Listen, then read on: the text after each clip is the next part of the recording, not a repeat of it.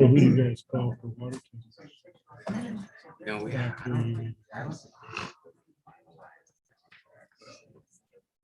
This one might use this. the guy that used the words Taylor he bought a timber last year.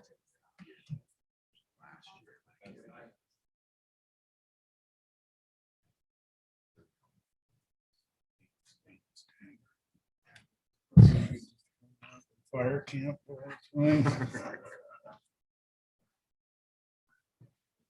But I don't think they've even finalized all the contracts and done the inspections I yet. need the whole one. Oh, yeah. Yeah, that'd be great. What has happened? I'm sure. Years, a long time ago, they did it.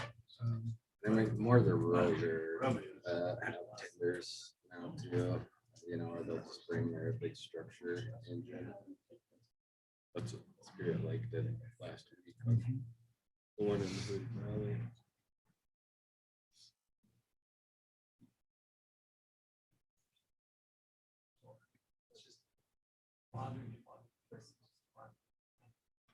Which one did he say? The county file.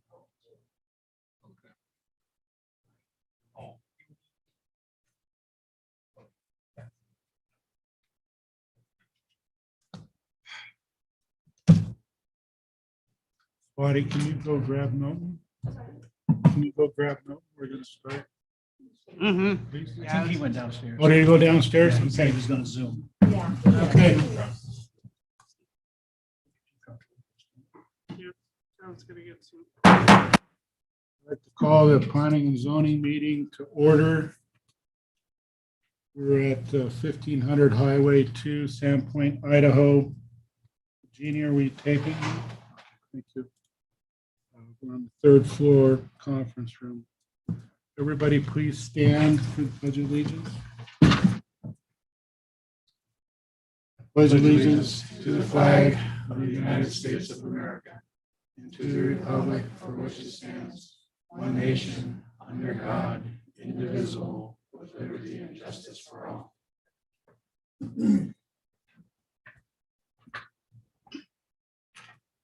Okay, Commissioner's roll call from my left. Commissioner Frankenbach. Commissioner Bradish. Commissioner Glasso. Commissioner Davis, and Commissioner Bailey as chair. We have one change in the agenda tonight. File amendment 0004-21, Title 24, text amendment, Bonner County is being rescheduled for another hearing, time to be determined on the website. So we have no date at this time. Okay. Any other announcements? Okay, any other changes, Gina? Yeah, the couple files have been flip-flopped around here a little bit, just make things a little more speedy. And the only thing on the consent agenda is the approval of April 29th minutes. Anybody have any objections? Hearing none, we'll sign those off later. Okay. We're at 5:32. The first file is S0002-21, preliminary plat subdivision, Valiant, Idaho, LLC is requesting a preliminary plat creating 17 residential lots, 2 open space lots in accordance with the already approved line unit development C832-05. Property is owned recreational. Project is located west of the western terminus of Oxborough Road in section 36, township 58 north, range 1 west, Boise Meridian. Any conflict of interest? Okay. And I believe the first file, Swati has that, it'll be online. Oh, Jason has it, okay. Does everybody understand that how the hearing procedures go here?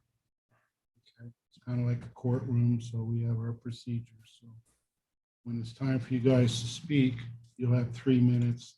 Somebody can yield your 3 minutes to you to total 6 minutes. Get there. Everybody be cordial with each other. Okay. Okay, Jason, go ahead and. Okay, can everyone hear me? Yes. Okay, so this is Jason Johnson, Bonner County Planning. We are here today to talk about file S0002-21, preliminary plat for Golden Tea Estates 10th edition. The applicant is requesting subdivision of about 10 acres, just shy of 10 acres of land to create 19 lots, including 17 residential lots and 2 open space lots. These lots range in size from a little over 6,600 square feet to about 4.87 acres in size. An image of the proposed plat is up there on the screen on the right-hand side. On the left-hand side are displaying the dates of all of the required legal notices for this file. Here we have an aerial photo of the area in question. Area is currently vacant. As previously stated, it's recreation zoning.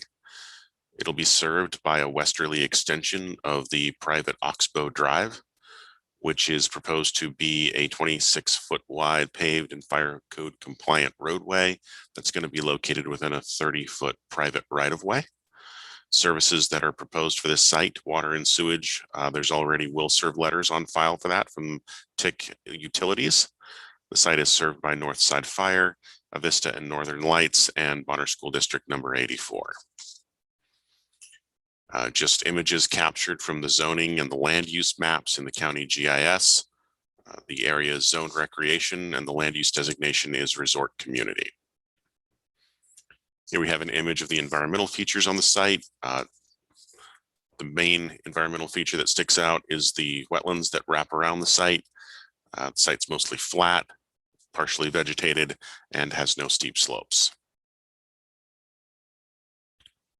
The site also has no mapped floodplain and does not contain any river, stream, or lake frontage. So the listed agencies on the screen now are the agencies that were routed for comment on this file. Idaho Fish and Game responded with some concerns and some comments. They talked about the cumulative loss of wildlife habitat through subdivisions, impact. They were concerned about the impact of the development on the nearby wetlands. They think that there's an increased possibility of human wildlife interactions, including interactions with moose, elk, bear, and mountain lion. They did recommend a 40-foot setback from the wetlands and retaining as much timber and vegetation as possible. Of course, Bonner County already requires a 40-foot wetland setback for structures. They recommended grouping the buildings and providing contiguous open space in the subdivision, and they recommended measures to avoid the feeding of wildlife, either intentionally or unintentionally. Department of Environmental Quality responded with their standard 5-page comment sheet of recommendations. They give us the same 5 pages for every file we send to them. They do not review projects on a project-specific basis. All other agencies either replied no comment or did not reply, and we received no public comments on this file at the time of preparation of the staff report. The area, this is just a text version of what you've already seen on the maps there as far as the comp plan designation and the zoning. The area is primarily devoted to residential development or vacant land. An engineered stormwater plan was required and submitted to the file, calling for temporary erosion controls, and plans for permanent erosion and stormwater controls are also in the plan. We're going to go through the standards that we're going to be the standard reviews for a long plat here. There are 3 areas that stick out, and we're going to be addressing those in a bit more detail. The first is that the minimum standard lot size in this zone is 12,000 square feet. Not every parcel meets that. I believe about 9 of them do not out of the 17 residential lots. Some are as small as about 6,600 square feet, and some are maybe 11,000 square feet.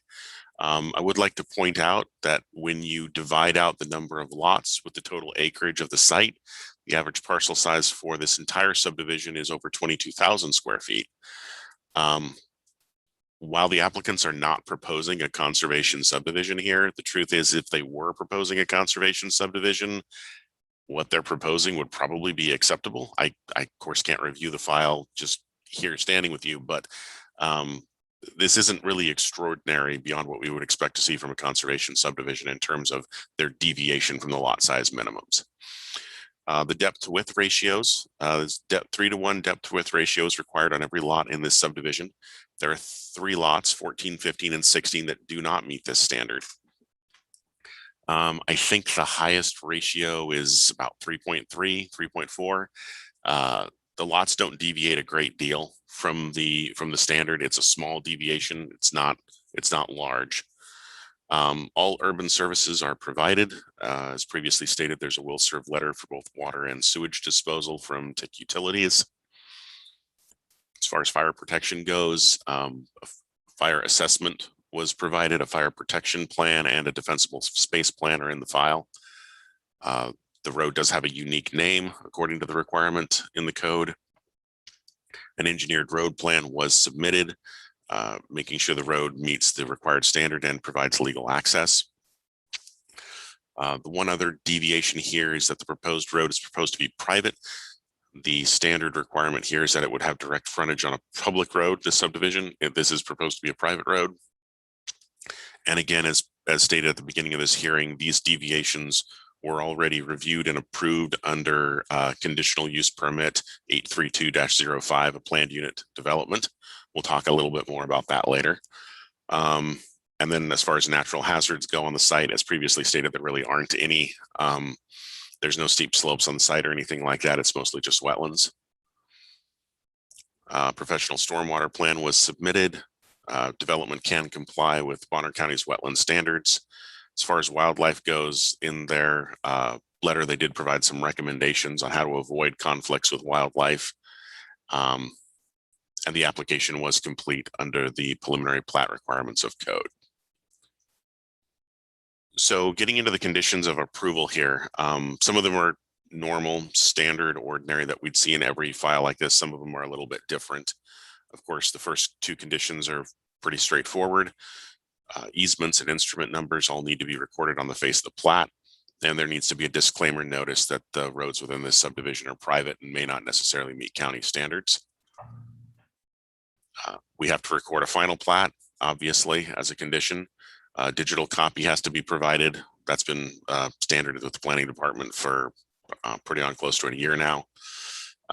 Standard expiration date for the preliminary plat, how long it can be valid before we get to the final plat recording. Condition B4, again, it's pretty standard.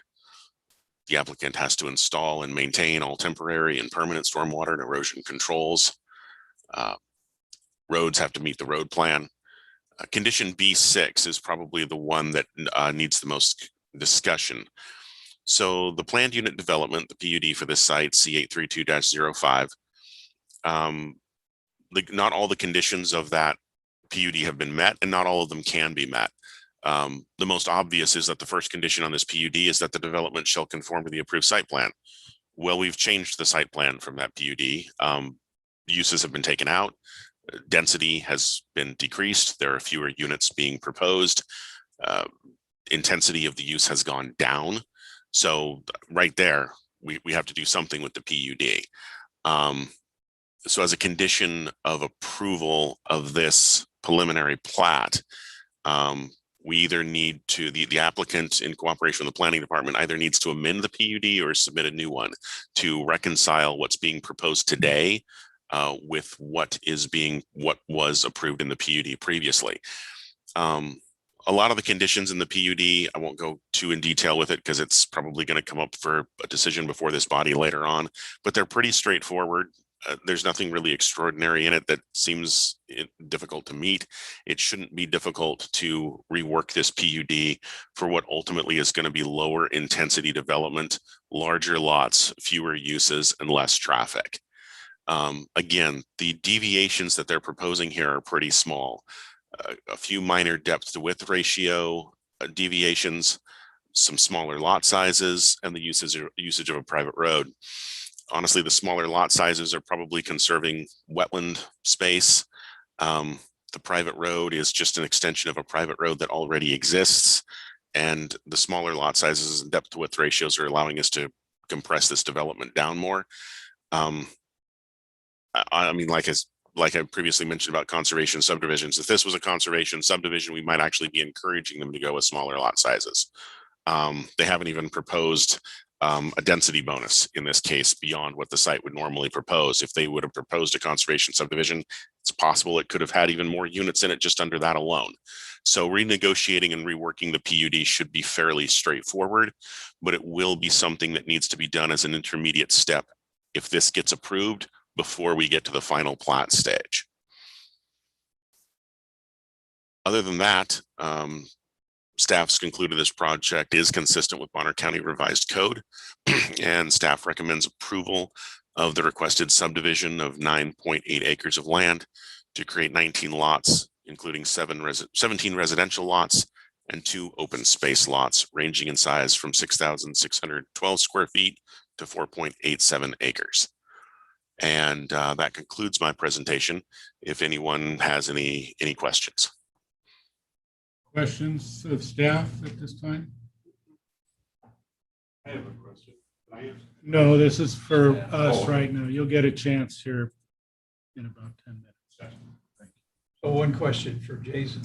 Jason, this is Mr. Davis.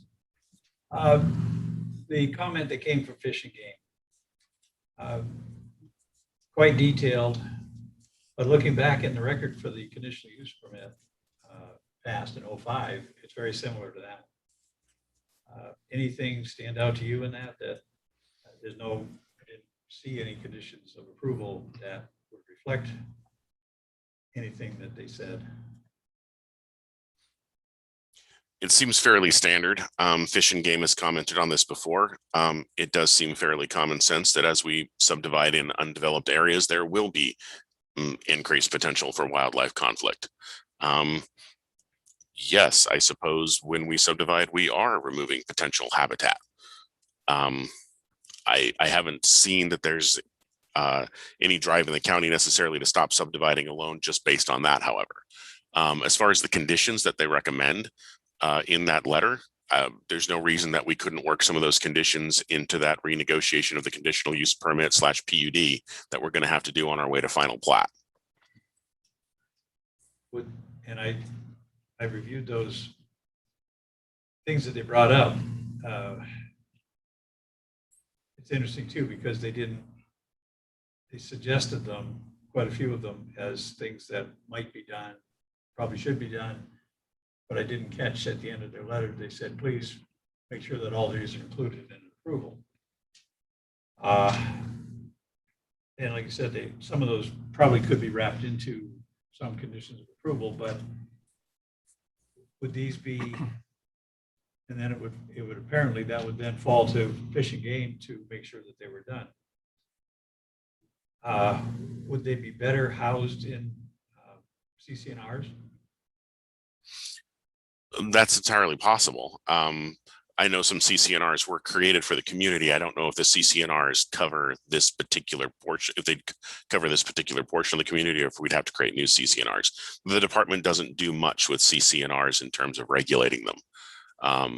But I mean, that's something that could definitely be worked out in the PUD. Right. That's where I was going with that. I think it was covered, like you said, in the original.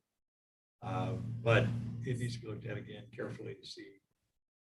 Because again, the Fish and Game letter from that era was very, very similar. Okay, thank you. Any other questions? Thank you, Jason. Thank you. Taylor, please. Thanks, Mr. Chairman. Marty Taylor, certified land use planner with James X. Sewell and Associates. Helping out the folks from the Idaho Club today. You'll see that the application on page 5 documents how the proposed plat complies with all the terms and conditions of that 2005 land use development conditional use permit. You'll also see in the application how it complies with all the conceptual land use plan standards,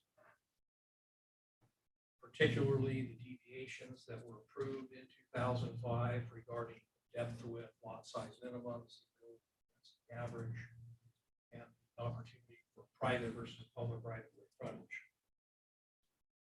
You'll also find on staff's report at page 4 how this preliminary plat, in fact, confirms compliance with all of those standards that were set forth in the PUD, iterated in the application today, and then confirmed by staff's report.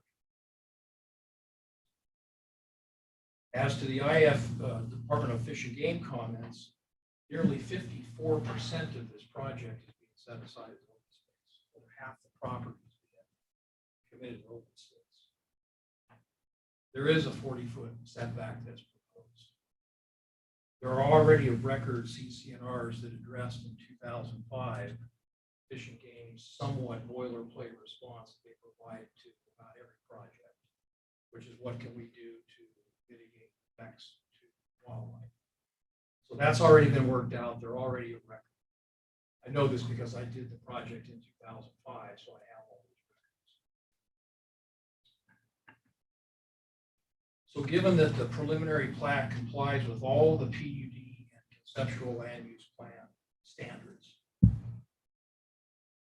which authorize deviations that we talked about, given that it allows up to, doesn't require 25 lots, allows up to 25 lots within this area.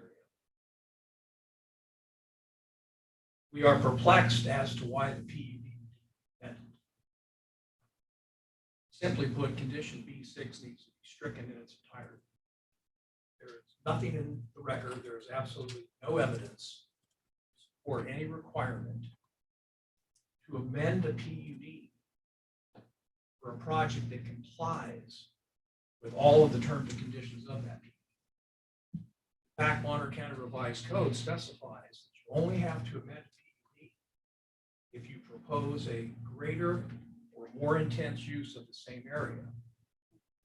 This is actually a lesser use of the same area. You'll recall that this board recommended approval of the Jim Brown Way PUD amendment project just east of this property because the plan was to convert open space to 6 residential lots. Now that is clearly a more intensive use of the same area when you go from open space to houses. In this case, that does not apply. So condition B6 is without merit. It's stricken in its entirety. And with that, Mr. Chairman, subject to any input from the public, we would respectfully request a recommendation of approval to the county commissioners for the preliminary plat as submitted with the deletion of condition B6 as completely not applicable. Thanks. Thank you, Mr. Taylor. Any questions of Mr. Taylor? Okay. Thank you, sir. Going to move on to public testimony. Anyone wish to speak? You have 3 minutes. Another person can yield their 3 minutes to you if it takes longer. You state your name and address for the record. And I believe you wanted to say something, Sure. sir. I'm Steve Sessoms. We live in the Idaho Club, and we live in one of the lodge homes just above the area that we're talking about. There was quite a bit of conversation about the wildlife in the area, and we've observed a lot of the wildlife in the area right around Moose Pond. It was stated that this is a flat area, which is true. However, there's a natural gradient for the homes that are up on the North Idaho Club Drive, which overlook this area. And my uneducated thought is that that allows the wildlife that's down in the area to be in the area without being maybe disturbed as much as if it were just all completely flat. There were, on another subject, there's the problem with the PUD, there's the problem with the setbacks, there's the problem with the size of the lots. It's interesting to me that the staff would then go ahead and recommend approval of this. And then my last comment is that we moved here about 6 or 7 months ago towards the end of 2020. And the only notice that I've seen is the one letter that we received. And I guess it's more of a question, is that letter all the notice that people were given for this sort of thing? It seems like there probably should have been a little bit more notice for discussion. But, anyway, thank you very much. Okay. The county code is 300 feet within property lines of the project. That's being looked into to be changed. Anyone else in the audience wish to speak? Okay, anyone online, Jeannie? Okay, we'll close public testimony and Mr. Chairman.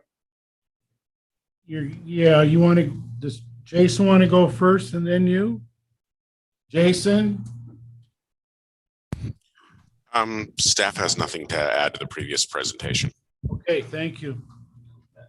Milton, sir. I just, so this was an opportunity to, so my name is Milton, I'm the planning director. So the purpose of that condition B6 was to give the opportunity to update the original PUD to take care of some of the unfinished projects that were approved with this that have been, they're tied up with the original bonding and the original, they were the original to-do list, right? Public improvement list. So the concern is that we needed to update the PUD to take care of those, conditions that are unfinished as we move forward. And so I think that is a good condition. I have spoke with the owner of the property or the one that's representing them.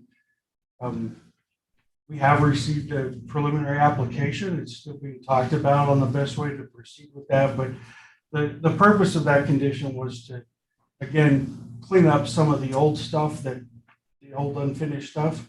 But this project is a planned unit development. There were 485 or better homes approved for this project.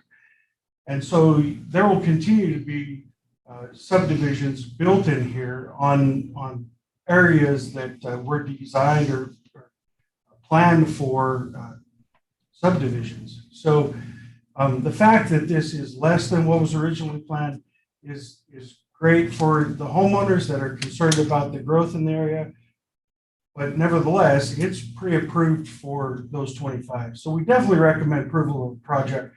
We just want to take the opportunity to add that condition to ensure that the PUD was updated as far as public improvements go on the PUD. So that's why that was added. Okay, thank you. Mr. Taylor. Thanks, Mr. Chairman. There are no planned unit development setbacks or lot size problems as suggested by the public and as documented in the file, consistent with what was conceived in 2005 and approved accordingly. There is absolutely no connection between this project, which is compliant with all the terms and conditions of PUD, and staff's desire to get back into somehow this PUD based on 2005 approved plats. So to conflate those two issues that are completely separate is to effectively hold this project hostage to a condition that has nothing to do with this project. So that is an extreme abuse of discretion.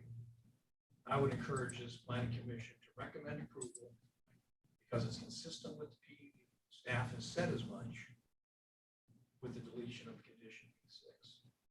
If the county desires to revisit the terms and conditions of subdivisions approved circa 2005, they can do so, but this project should not be held up or otherwise burdened. Thanks. Thank you, Mr. Taylor. Okay, we're going to close the rebuttal, open it up for commissioners' deliberations, and then I'll entertain a motion to approve, denial, or remand it for another. Is the public able to ask one more? No, sir, we just closed it. I'm sorry.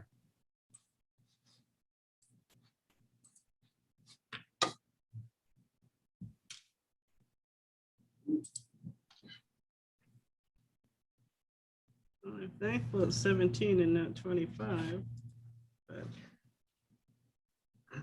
Yeah, and that was one thing that, all the way across, looking at what's proposed in the plat, looking back at the PUD, looking back at the conditions, and then seeing in the application that the points were covered. I wondered about condition B6, whether it was valid, that there was something in the PUD that purely needed to be resolved before this plat could be final. And I didn't see it, so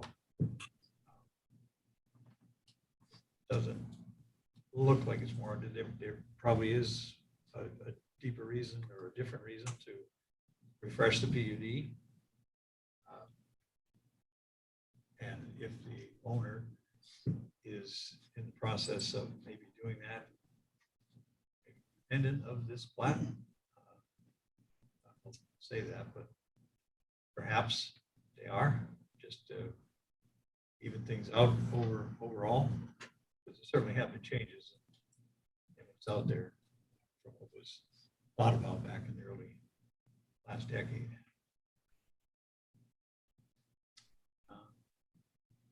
Yeah.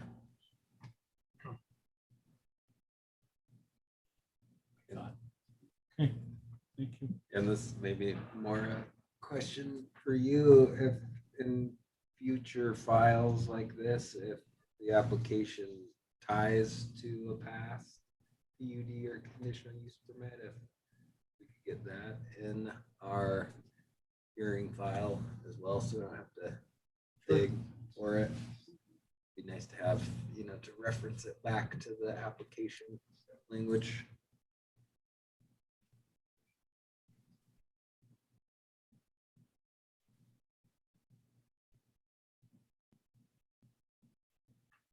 I am in agreement. B6 needs to be stricken though.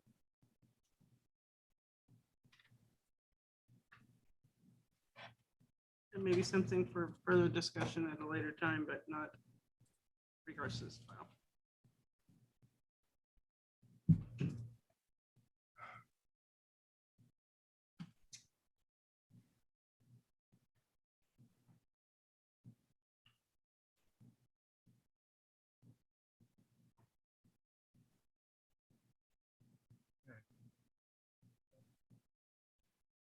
We could go into some more of that detail if you want to offer.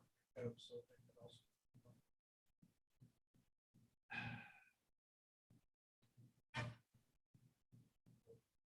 Someone would have to make a motion, would have to do a second, and then go that route.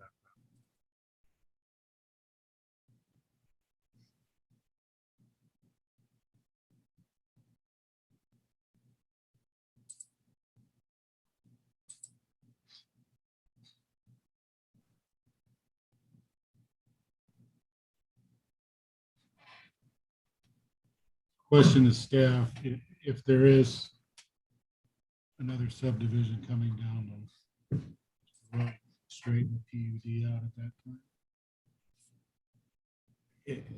In the start of the paperwork? If that's something that the county is dead set on? Yeah, we're just, We understand you're trying to do some housekeeping. yeah, there's some unfinished stuff that needs to be taken care of. Yeah, we're trying to clean it up. Both for the benefit of us and the applicant. So Correct. it could be handled outside of this application. I'm just concerned about precedent, right? You let this one go without finishing up old stuff. So, but again, I don't want to, you guys decide what you need to do, and we'll move forward however we need to. I guess, Mel, what are the unfinished stuff and public improvements? That's what I'm saying. If we're gonna talk If he about it, opens we that, need to- we're gonna have to open this back up, because procedurally, you're not giving the, You want to open it up again? enough. I move to open it up because I'm curious. Okay, we'll take a second. I'll second that. Okay, all in favor, say aye. Aye. Opposed? And there will be rebuttal also too. Thanks. You're welcome. Okay, go So ahead. it's when this project was approved, the PD, there was a list of improvements that needed to be done, correct? An engineer cost estimate was approved, and all of these improvements had to be done. So that most of them got done, 80%. I don't know. So there's still a few things out there that they are being worked on, and some of them have been done, but they're not nailed down, right? They need to be nailed down and finalized. Some of them need to be removed. Some of them they're outdated, they don't make sense, they don't fit the project anymore, and they need to be removed from the conditions, right? So this was an opportunity to fix some of those things, take out some of those public improvements that were part of the PUD, and then clean it all up. So, I'm still curious what's an example. Can we get of one specifics? that- well, so, some of them are still gonna be put in, like 5 turn lanes off of the highway, tunnel underneath the bridge. I can't tell you all the details of all of them because we've talked about them at length with the applicant, so, and a lot of them are being taken care of, but they're not all of them are gonna be taken care of. There's roads that still need to be paved inside the PUD, and some of it has been done, but not all of them.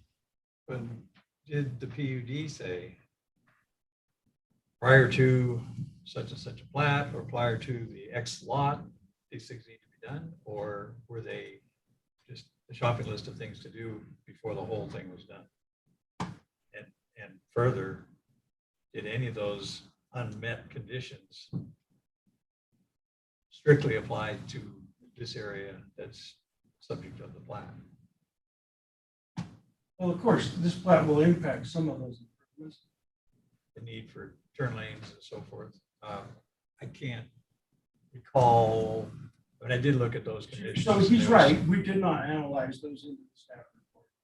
So either way, it's, because again, I figured it was something that could be worked out.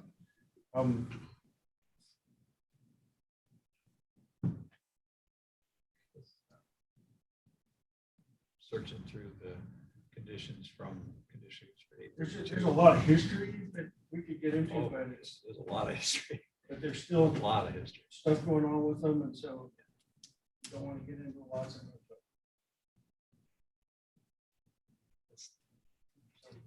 It does seem like, and change of hands and everything else, to have it something from the county to the owner expressing the need to get the PUD addressed, cleaned up, and finally a track to finalize it. But again, I don't get the sense that looking down at the conditions, what was required and what's been provided and so forth. And I couldn't find one that absolutely applied to this preliminary plat. Commissioner, that's fine. I'm not emotionally attached to that decision. You proceed how you want to. All right. Thank you. Rebuttal? Mr. Taylor? Thanks, Mr. Chairman. To Commissioner Davis's point, these are not plan unit development conditions that staff is referring to. I have this background because I was involved with the project in 2005. I worked with staff in 2005 to draft the conditions of the final plat.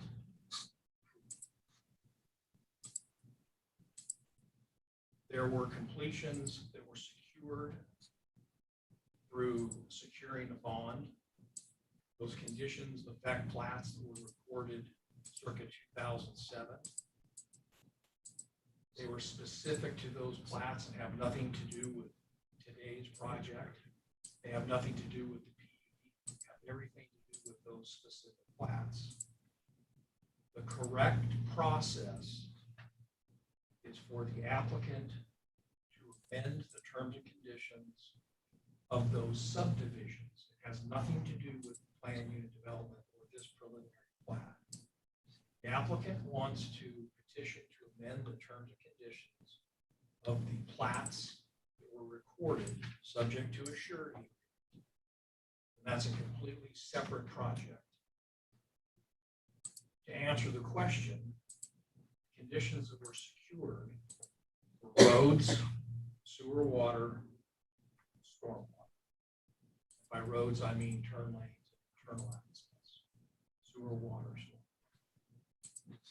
Again, the county is conflating the terms and conditions of already approved and already recorded plats and the terms of those recordings with tonight's PUD. And what I object to is this project somehow being held captive, something unrelated. I appreciate the county's position of trying to seek completion of those conditions that have yet to be completed. But this isn't the venue.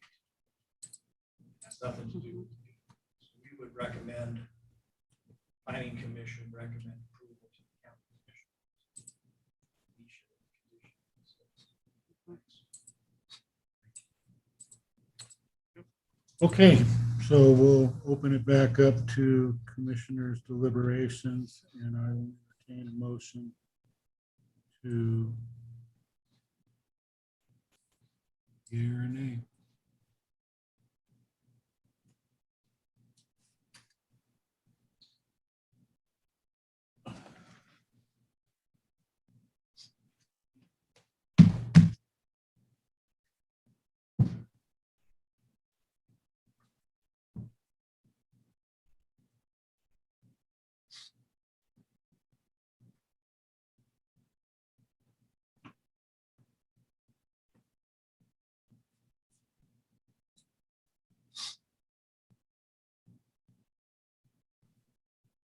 So where are we at with B6, Rick?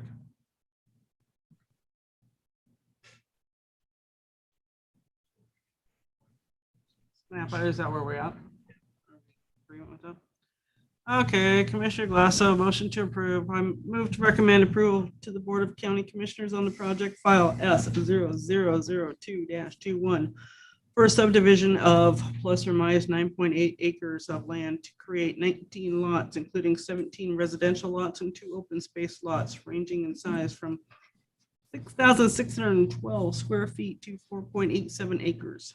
Finding that it is in accord with the general and specific objectives of the Bonner County Comprehensive Plan and Bonner County Revised Code as enumerated in the following conclusions of law and based upon the evidence submitted up to the time of the staff report was prepared and testimony received at this hearing.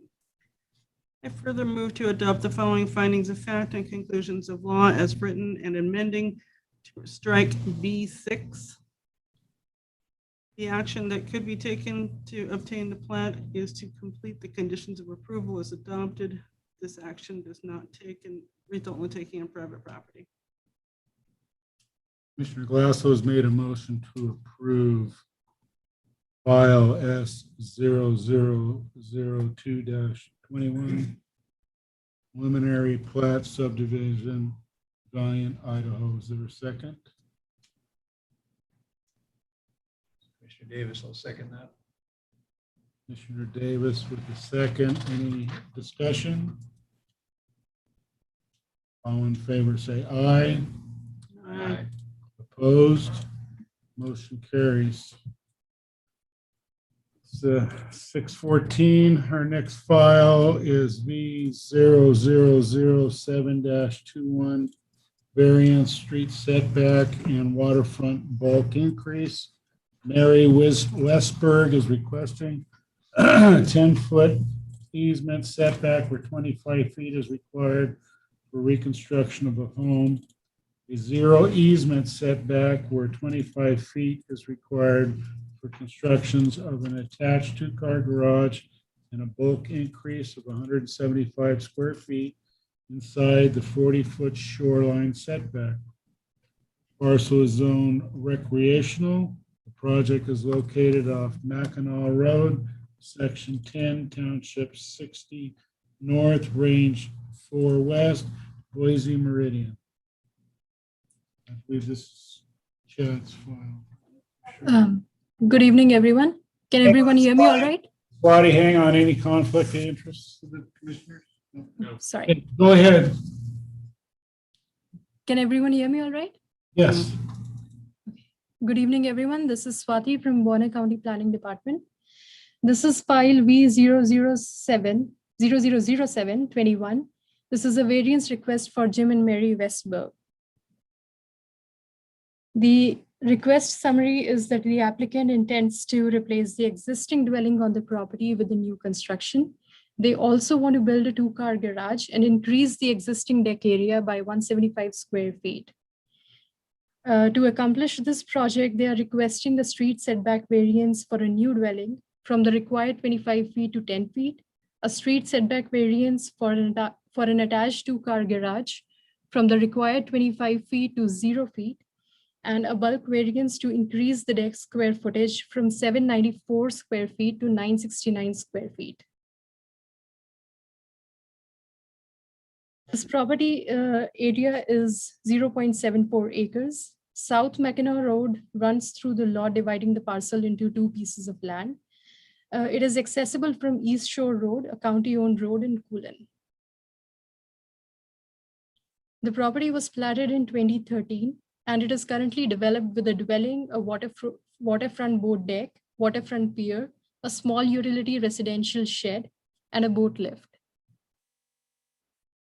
The current zoning for the property is recreation, and the land use designation is resort community. The property fronts on Priest Lake to the west, and majority of the site contains mapped slopes of over 30%, particularly the west half of the site. This is the site map showing the buildable area if the required setbacks were to be followed on this property. That is if the applicant were to follow the shoreline setbacks and the street setbacks as required by the code. This would be the buildable area, which would leave about 9 feet of width on the lot. We've lost her. You lost your Yeah. screen. Can I get her screen? Okay. This is the proposed site plan. We don't have it. Oh, I'm sorry. Let me share the screen again. Here.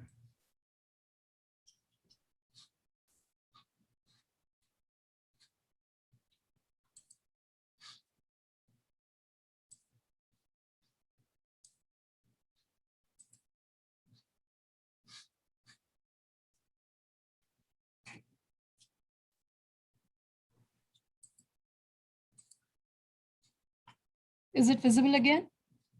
Yes, you have the site map now. You're good. Right, okay.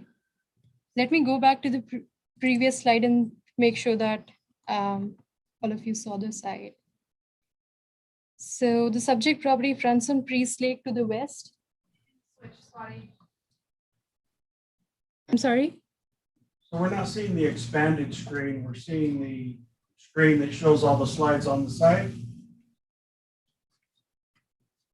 We're seeing the Okay. regular PowerPoint, not the shared. Okay, I see.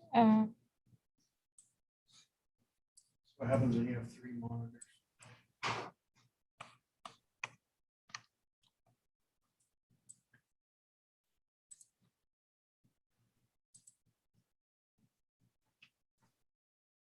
You have to turn on the slideshow and then select the screen. I did. I'm not sure why it's not booked.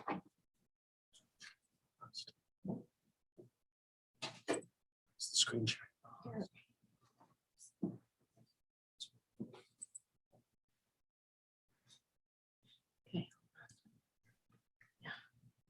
Are you able to see the slideshow now? Yeah. That's it.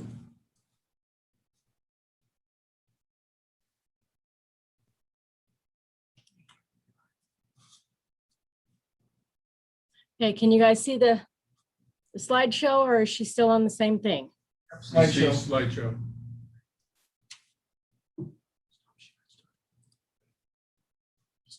No, nothing. Even if you know what you're doing, it's still great.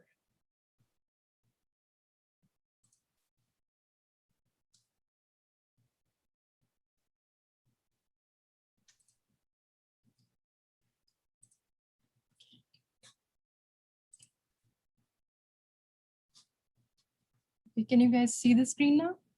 No, no screens up. Okay, sorry, just a second.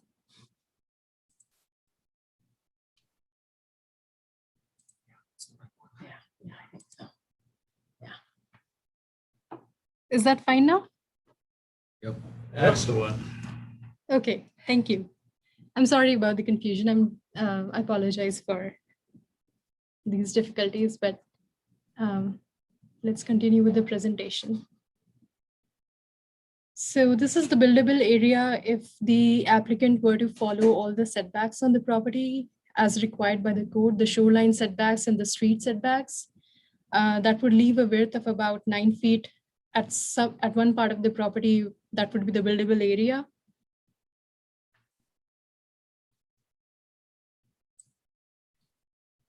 This is the proposed site plan for the applicant, where these numbers, they show what variances are being requested. So they are requesting a street setback variance for the house from 25 feet to 10 feet and a zero setback variance from 25 feet to 0 feet for the 2-car garage. And they are also requesting a bulk variance to increase the deck area. The unique conditions on the property arise from the fact that the property is divided into 2 parcels of land by South Mackinac Road. The western part of the subject property has steep mapped slopes of over 30%, and the eastern part of this site has negligible buildable area depth if the required shoreline setbacks and the street setbacks were to be complied with. These locational situations are not generally applicable to other properties in the vicinity of the subject property. The property was platted in 2013 as Lot 37 of Block 1 of State Subdivision Hunt Creek, and it was acquired by the applicant in 2016. These existing conditions have not resulted from the applicant's actions.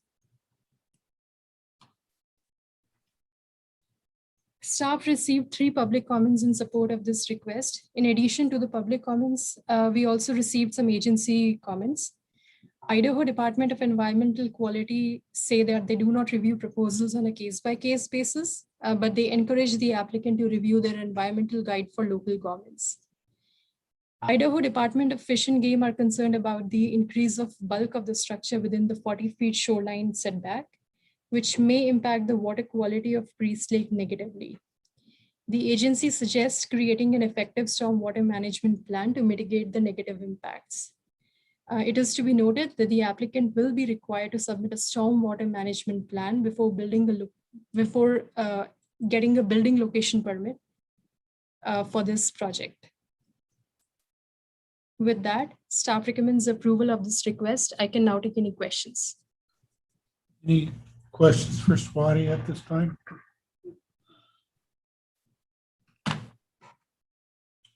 Okay, thank you, Mr. Taylor. Thanks, Mr. Chairman. Marty Taylor, certified land use planner with James A. Stool and Associates, helping out the Westbergs this evening. This is one of these projects where we get to take something that's not so good and make it better. We're dealing with a circa 1959 house built in today's shoreline setback.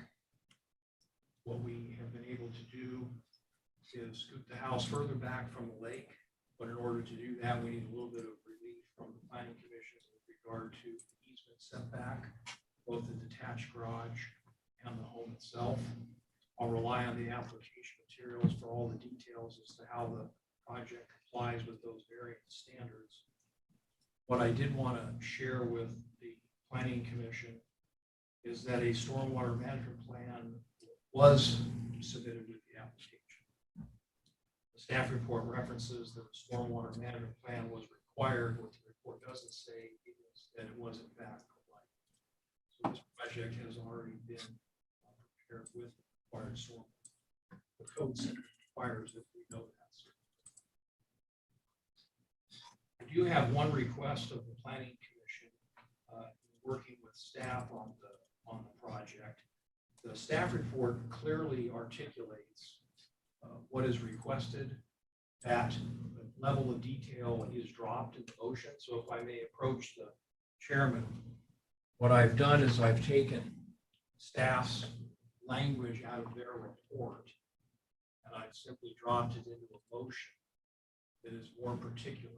For example, the motion says 15-foot setback variance. Does that mean the setback is 15 feet or is the setback 10? And then it says also in the motion and another variance. It doesn't specify what and how much and what for. So I've shared this with staff and requested that they present this to you. That not having happened, I thought I would do so myself. The motion that I've drafted is essentially something that I took out of staff's and it very clearly articulates what's been requested where and how much of it. So with that, Mr. Chairman, we did also query the 3 affected neighbors. Those are the neighbors that we drive past this house southbound. That's important. It's also important to note that the proposed garage, while a 0 setback from the easement, it's not a 0 setback from the travelway. That would not be defensible. You wouldn't be able to push snow. You wouldn't be able to keep your elbows out the window without running into your neighbor's garage, like East Garfield Bay Road, right? East Bottle Bay Road. Yeah. East Bottle Bay Unless Road. you're on East Bottle Bay Road, they all bets are off. So it's about 12 feet setback from the travelway. So I wanted to just point that. So subject to any input from staff and the public, respectfully request approval of the variance with the motion that Commissioner Radish is holding. Thanks for your time. We'll take that up at our discussion. Thank you, Mr. Taylor. Okay. Any questions of Marty before he sits down? Okay. Close that portion. We're going to open it up to public comment. Jeannie, is there anybody online? All right, thank you. Anyone in the audience wish to speak on this file? Seeing none, we'll close that and open it up to commissioners' deliberations. And I'll entertain a motion.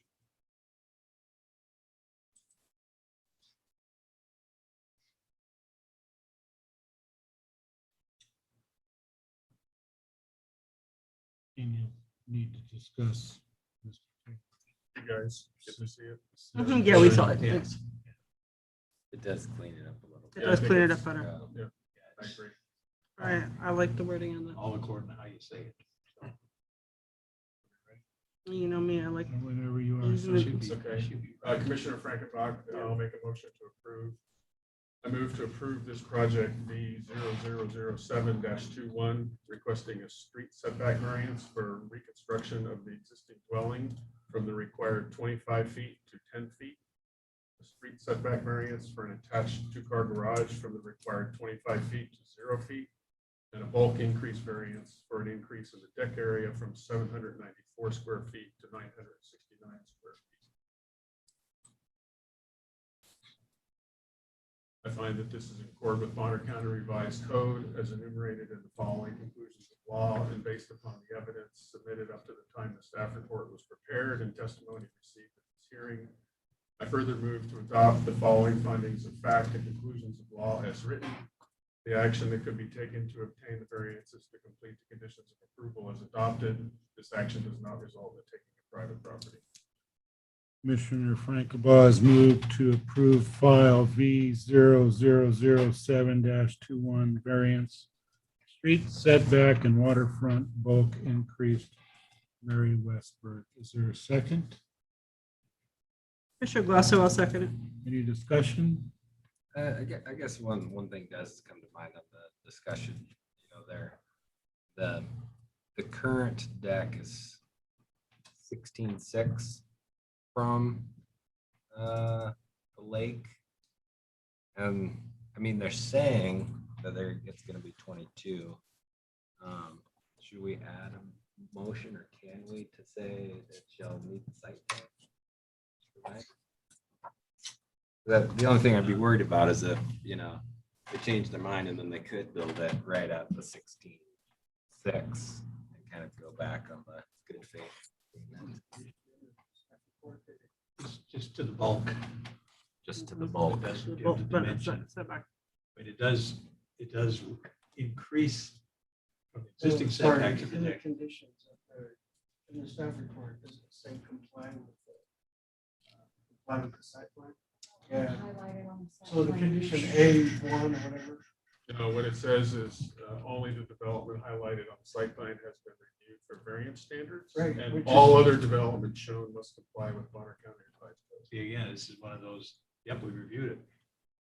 And So the request is for those three specific things which are highlighted on the site plan, which are in your motion. Right. So it should suffice. I don't know that you need to add anything more. again, the one that pertains to the deck is bulk only, not location, not setback. Mhm. And the benefit of this action, it increases the setback. It's now only 16.5 feet, it's going to go to 22. So it is a benefit. And it doesn't offset the bulk variance. There's no need to do that.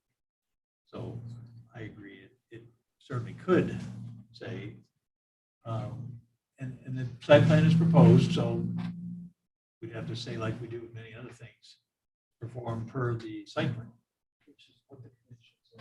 which is what it does. Okay. All of the development highlighted on the step has been reviewed for variance standards. So, and therefore it shall comply with the site plan. Even changing it to that, Mhm. and we talked about this before. That's a statement, that's not a condition. So, Mr. Frankenbaugh, would you like to amend your motion, please? So just let me, little more discussion. What's the recommended approach here among the commissioners to add another condition that it comply with the site plan? I think we can clean up A1.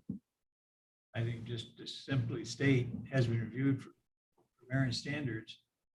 And then a sentence in there. Development of the site shall comply with the site plan. Okay. And I need to read the whole motion again, I assume, or can I get away with just? Okay, I'll amend that motion to, instead of accepting A1 as written, condition A1 should read, only the development highlighted on the site plan has been reviewed for variance standards.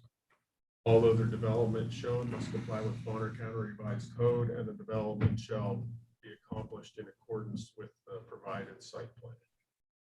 Mr. Frankenbaugh has modified his motion or amended his motion. Is there a second? I was the one who seconded it.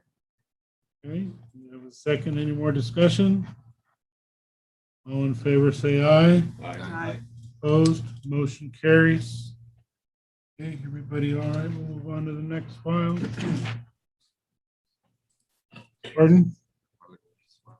We're going here. Our file is V0006-21, variance front yard and waterfront setback and So we're skipping 004. bulk increase. Ralph Paulson.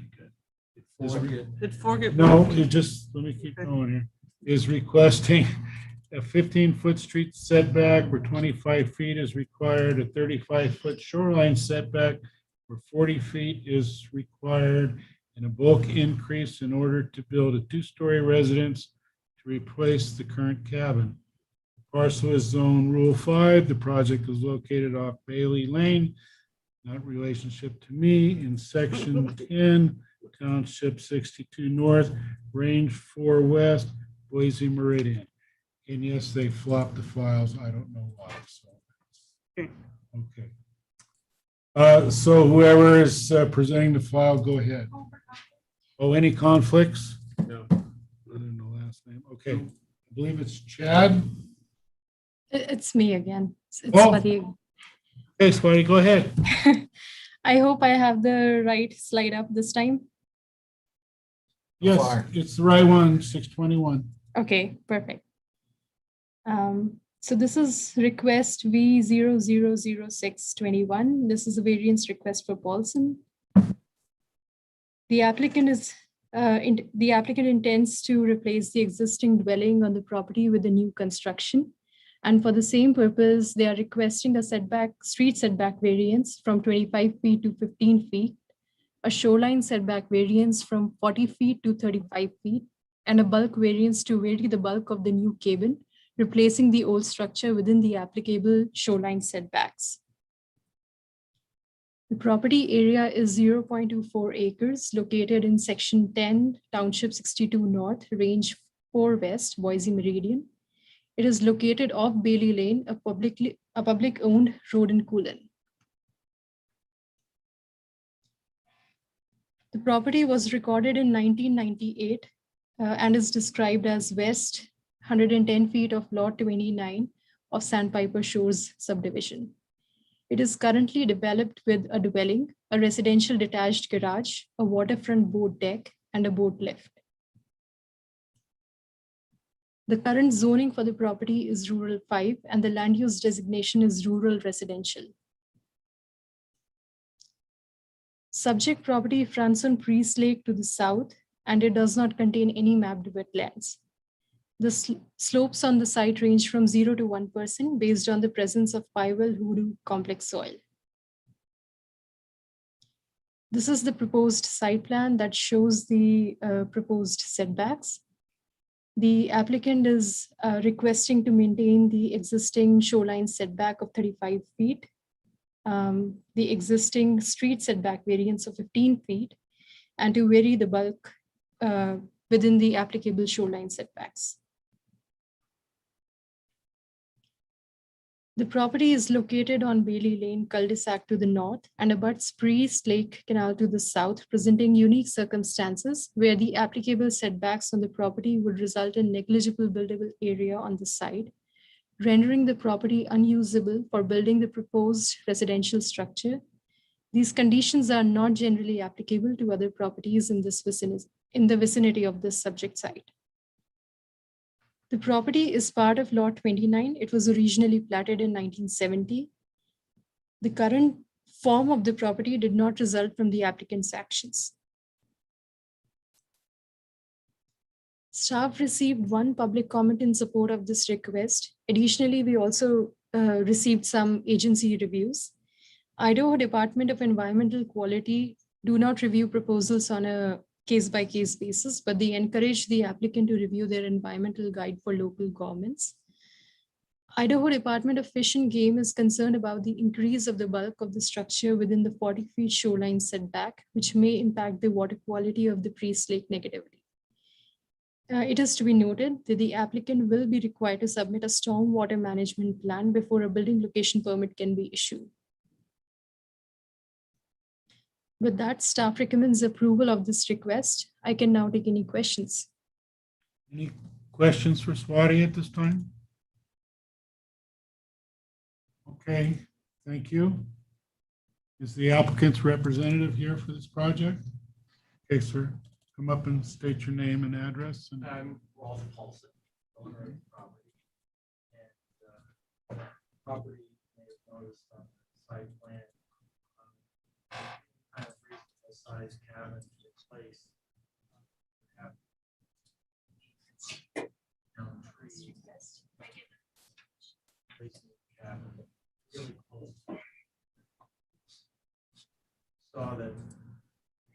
didn't show the original plot in 1970, but the northern boundary of the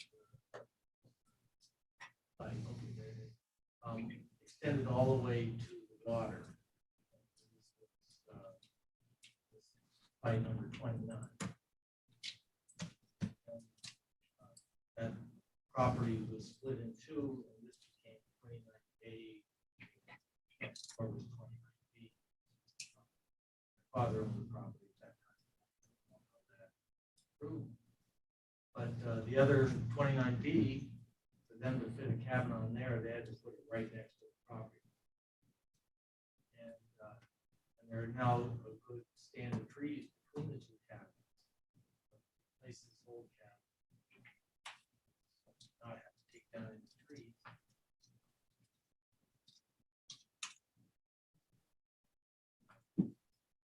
Like that. The issue about the stormwater, very flat and well draining sand around there. Certainly provide stormwater management plan.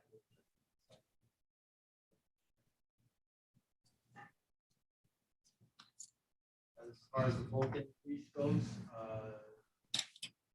proposed footprint is about 13.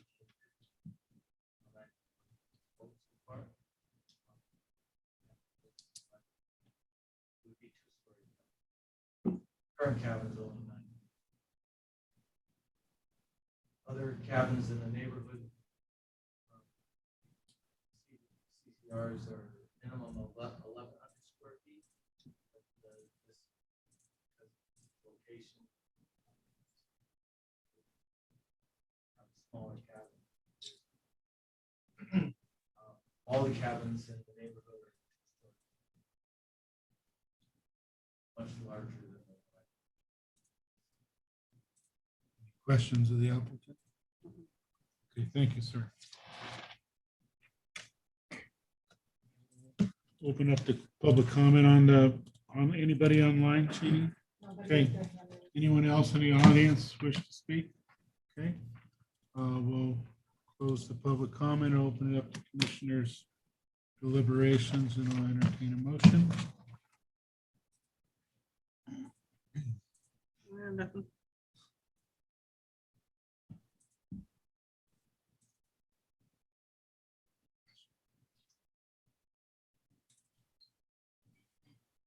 Yeah, once again, we see the history has really left people with things to consider.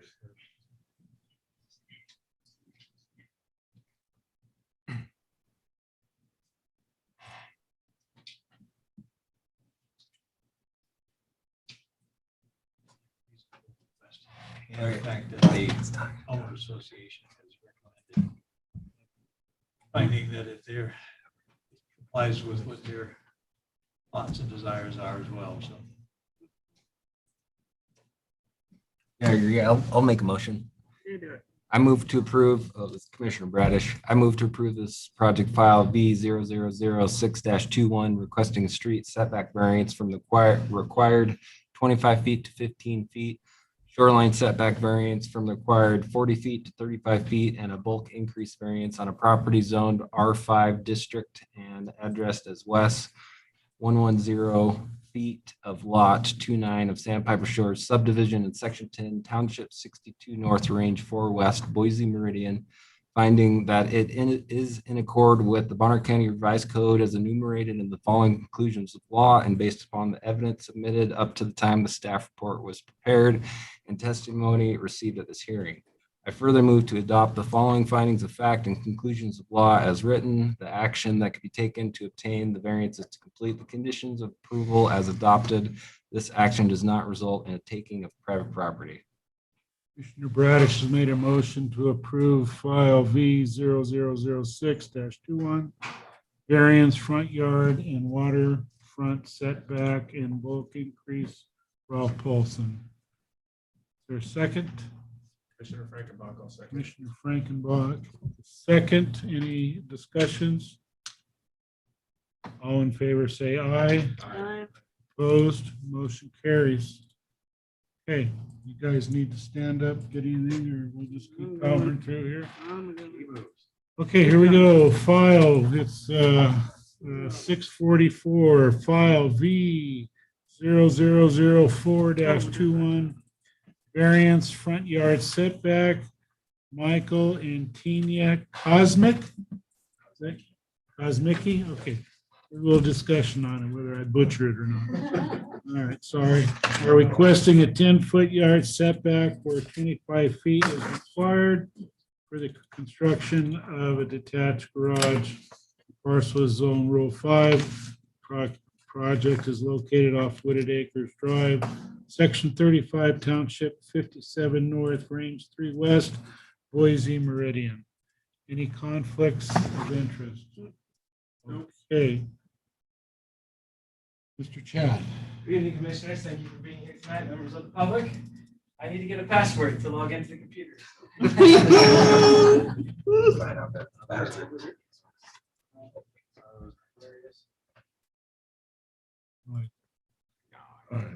Go get yourself. We'll be right there. Oh, this is me? How exciting.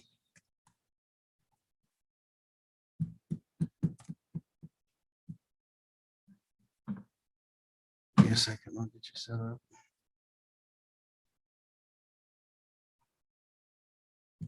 So a brief overview, as we heard, the applicant is requesting a 10-foot setback for construction of a detached garage where 25 feet is required. Based on the imagery that was available to us and the site posting that was done by one of our compliance officers, I did get kind of a look at the property, the lay of the land. There was some slope. And that's the purpose for requesting the variance.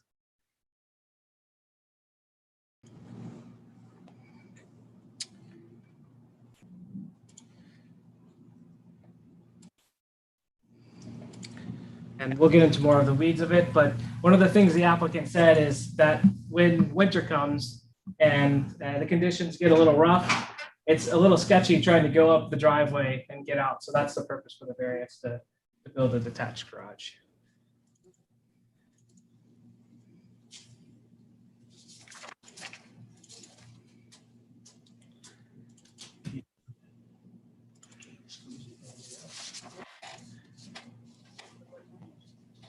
Working.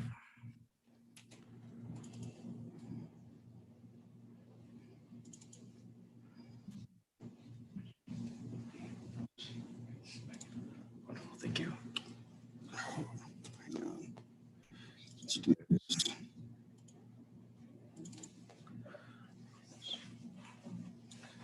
Righty. So the property is located off Wooded Acres Drive in section 35, township 57 north, range 3 west.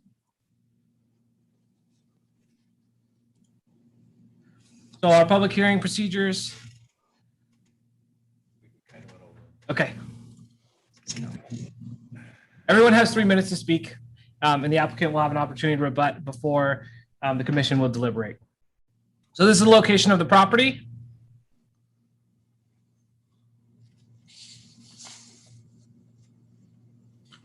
Situated near Penn O'Reilly River. Under it.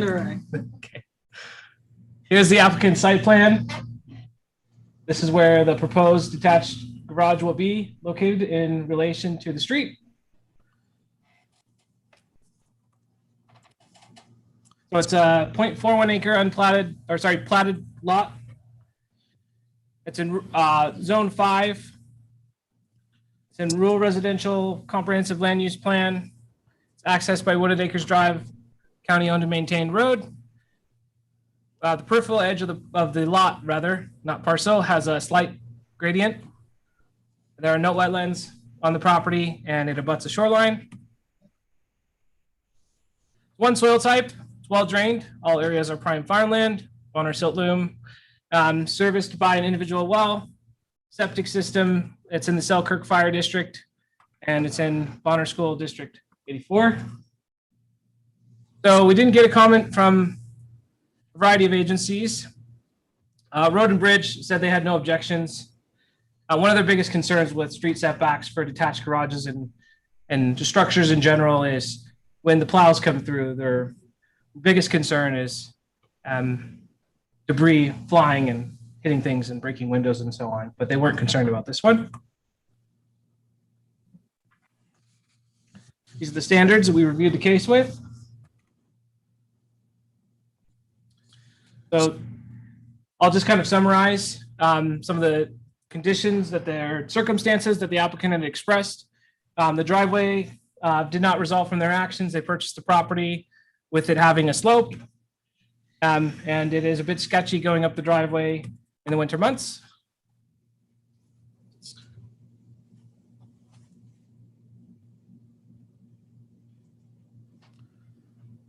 Kind of summarizing the same points. And basically the variance would help protect them, their property, and keep them safe and everyone else using the road. Sorry for that. We concluded it was consistent with Bonner County Revised Code, and thus we are recommending approval. That said, there was some notes on the plat map that we saw, and one of those in note 2 said specifically due to steep slopes, an erosion review will be necessary before building permit is issued. This review will be held to the landowner and the Soil Conservation Service. And so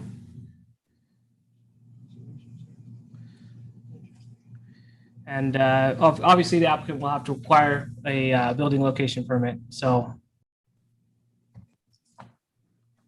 that's the end of that one. Any questions? Questions of staff? Okay, would the applicant like to come up and speak about your project? Your name and address for the file, please. So we plan on making this full-time residence within the next couple of years. And we're concerned about during the winters, we typically have to park on the street because we're not able to get in and out of the driveway. We would prefer to be able to park off of the street. So that's why. And we prefer to work in the long run. So that was the main reason for asking for the setback. We can try to move it to be able to tuck it by the side of the house. However, we're corresponding to the HOA setback of 10 feet off of the west boundary of the property. And we would do a erosion study. The back in part on the property causes the back wall to be a little over 60 feet. So that's the main. Questions of the applicant? Okay. Thank you, ma'am. Thanks, Chad. So we'll close that portion. Anybody online to comment? Anyone else in the room like to comment? Okay, we'll close that and we'll move on to commissioners' deliberations and we'll entertain a motion.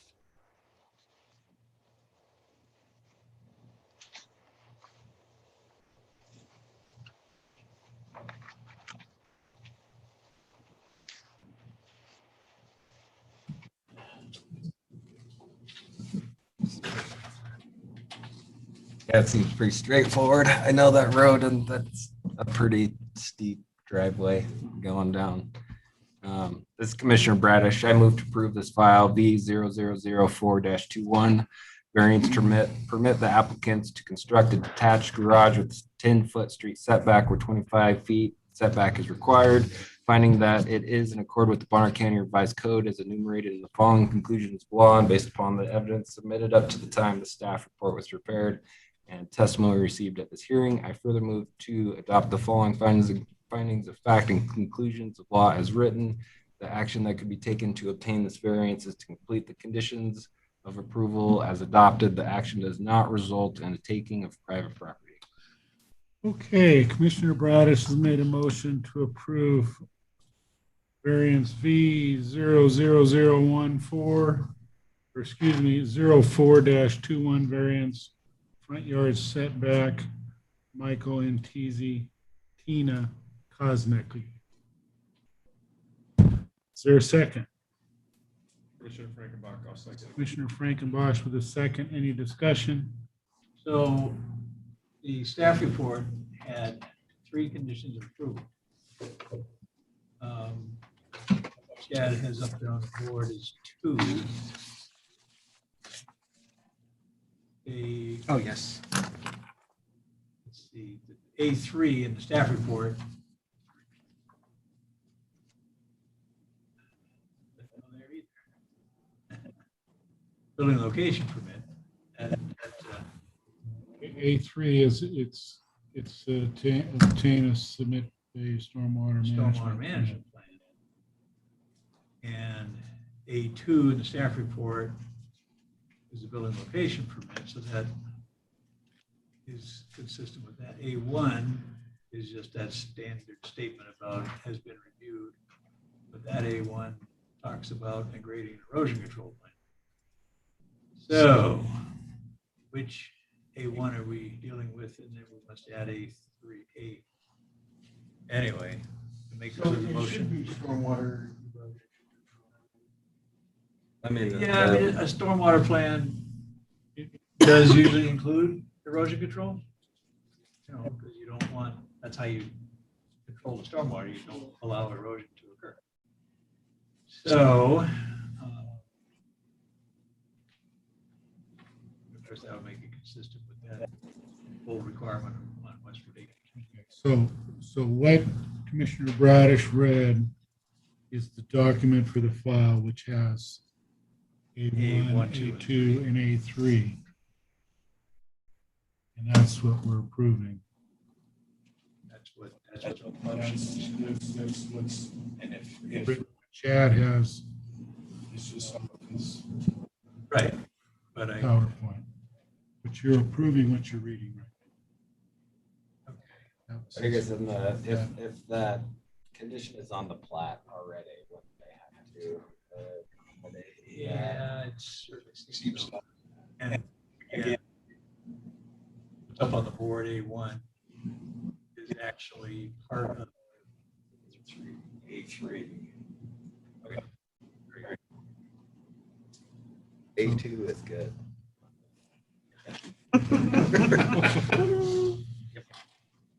Okay, so. Still okay? Okay. All in favor, say aye. Aye. Opposed? Motion carries. Okay, so Mr. Bradish has asked for 5 minutes so he can run down the hall. We're going to take a quick break and everybody stretch and we'll be right back. That's my bad. I have that on there. Yep, you're right.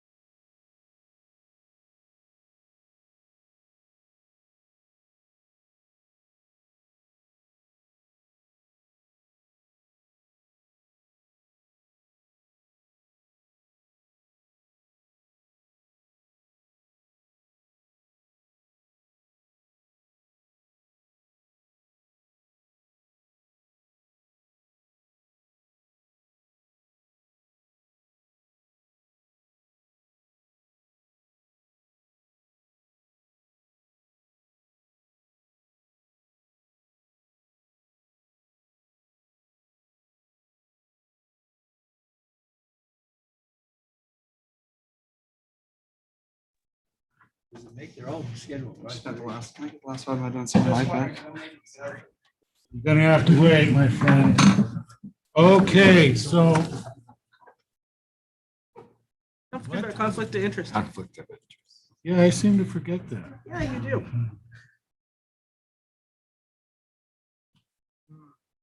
So it's 7 o'clock. right? Okay, this is file conditional use permit 0006-21. Conditional use permit duplex, Joseph and Ashleen. I can't even, don't even want to try that. And Kevin and Jennifer. Same thing, Schneider's. Okay, are requesting a conditional use permit to construct a duplex on 0.46 acre parcel. Property is zone Alpine Village. The property is located off Telemark Road, Section 20, Township 58 North, Range 2, West, Boise Meridian. Is there any conflict of interest? Hearing none, with the staff present the file, please. Thank you, commissioners, again for being here. Members of the public. Go back to that. So tonight we're here to hear a vacation duplex, 2 families. Public hearing procedures. Public will have 3 minutes to speak. And applicants will have an opportunity to rebut public comment. And then we'll go to commissioner deliberation and we'll close. So project's located in Schweitzer. And the applicants are requesting to build a duplex on the property. It's currently vacant. And the duplex will serve as a vacation site for family and friends. Here's the site location as provided by the applicant. Here is their site plan. And so basically 2 840 square foot units. Then we have parking spaces and 2 off-street parking spaces as well. Setback from the center line of the road does meet Alpine Village zoning requirements of 35 feet from the center line of the street. Property line 5 feet.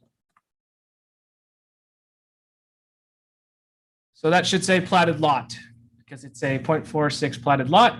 It's in the Alpine Village zoning district, Alpine Community Comprehensive Land Use Plan. It's accessed by Telemark Road.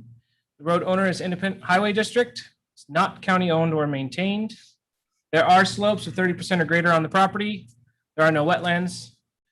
One type of soil, Priest Lake gravelly sandy loam, not prime farmland. It's well-drained soil. Services, urban services are provided by Schweitzer Basin Water Company for water, Northern Lights for power, Schweitzer Fire, and Mountain Utility for sewage, Bonner School District 84. As we can see, orange represents slopes of 30% or greater. So this is quite a steep gradient on this piece of land. And we'll talk about that later with conditions. The yellow is between 15 and 29% gradient. These are the applicable standards we use to review the case. So it's in the Alpine Community Comprehensive Land Use Plan. This area is pretty steep elevation in general, above 3,500 feet.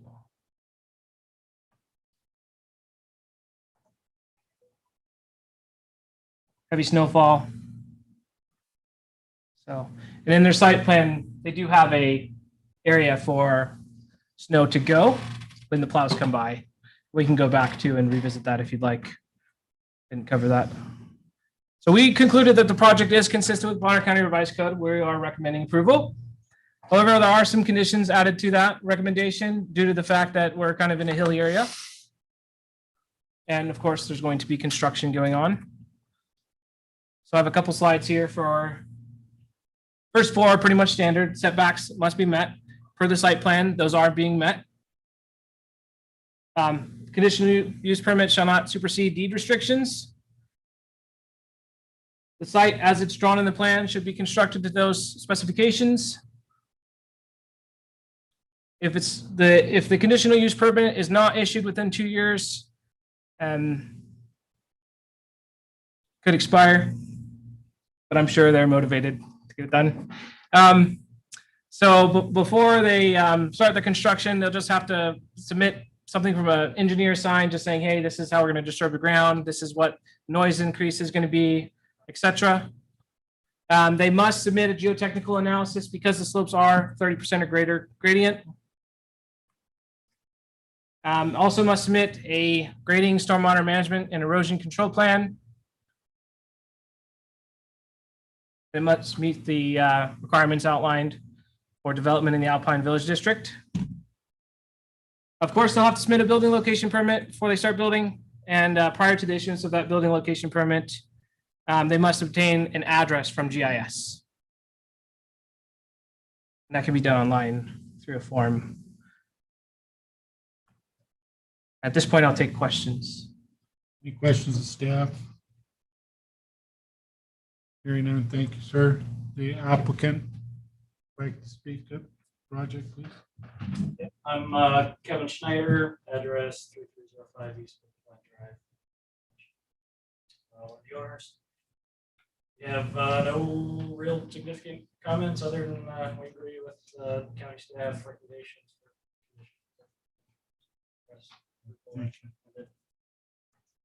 Okay, anybody online?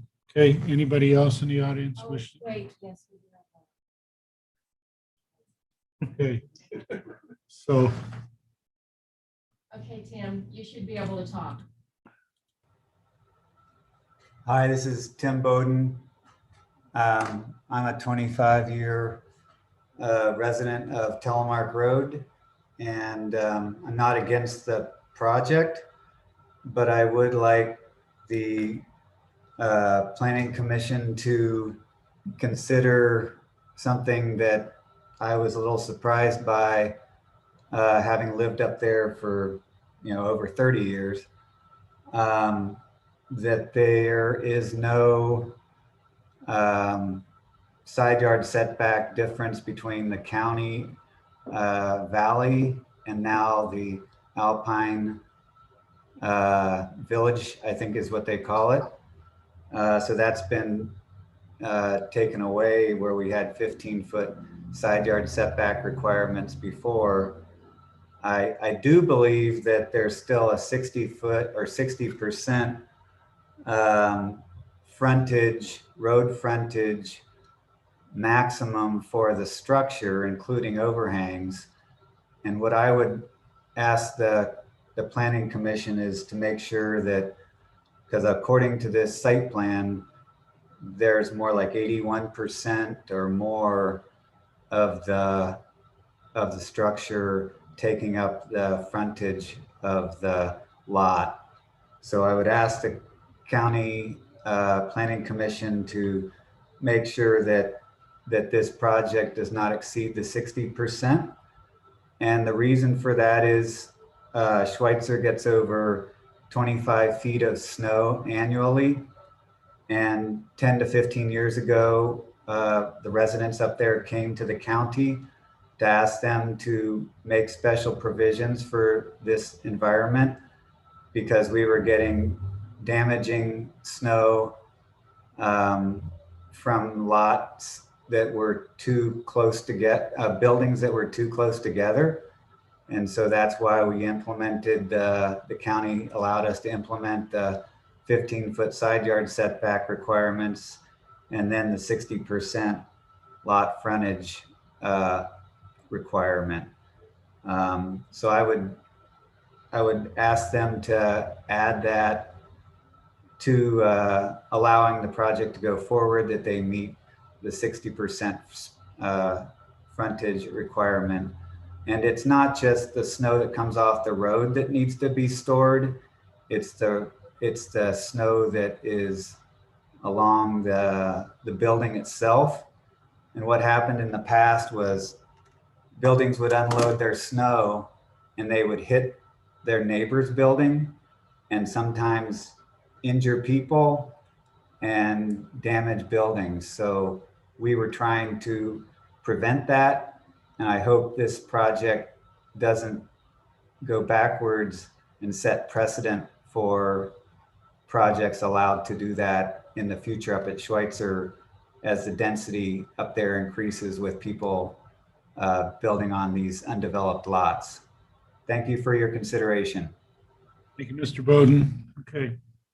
Anyone else like to chat? So with a conditional use permit, they can ask for a deviation from that 60% frontage. And that was not in my findings of fact, and I do apologize for that, but they can ask for a deviation from that 60% frontage with a conditional use permit. Milton has a statement as well.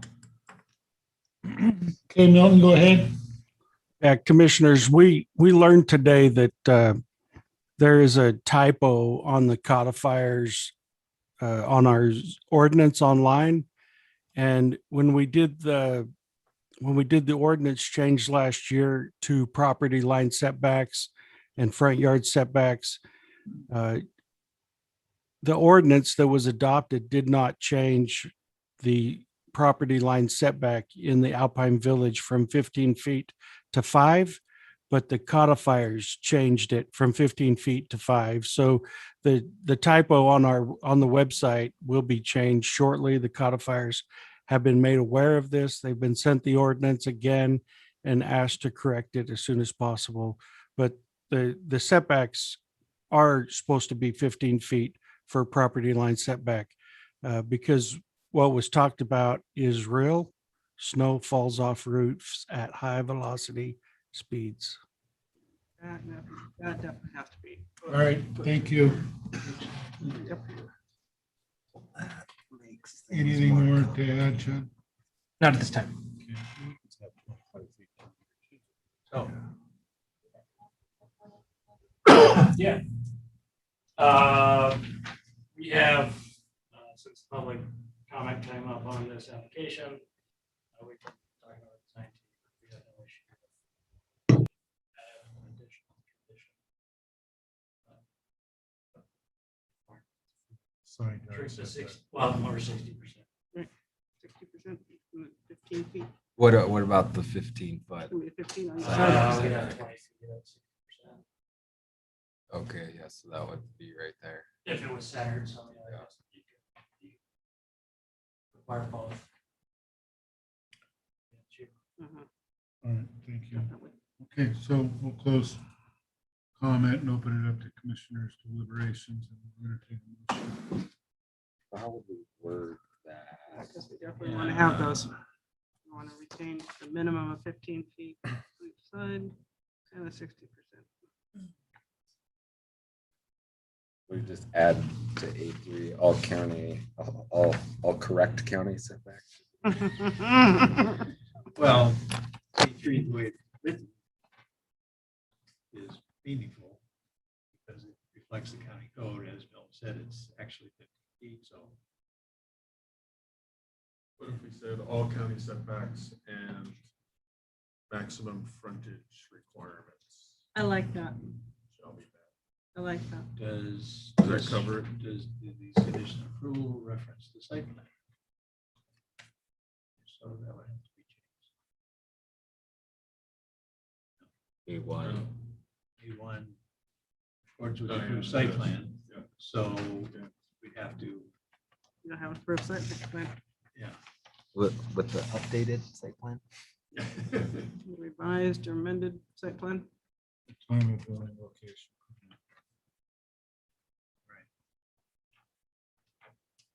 Which will specify 15-foot side setbacks and 60% frontage.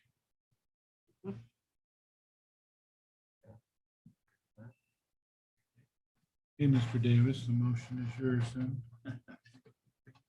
So therefore, I move to approve this project CUP 0006-21, a conditional use permit to construct a multifamily duplex off Telemark Road in the Alpine Village Zone the Schweitzer community, finding that it is in accord with the general and specific objectives of the Bonner County Conservation Plan and the Bonner County Revised Code has enumerated the following conditions of law and based upon the evidence submitted up to the time the staff report was prepared and the testimony received at this hearing.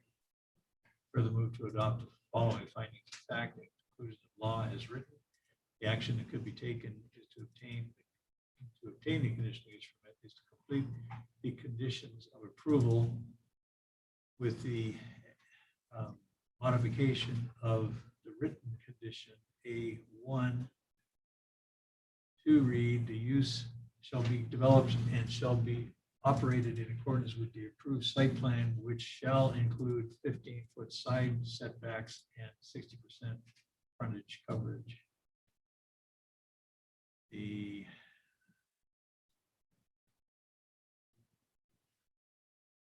action, that's it. Yeah. The action does not result in taking private property. Okay. Commissioner Davis has made a motion to approve conditional use permit 0006-21.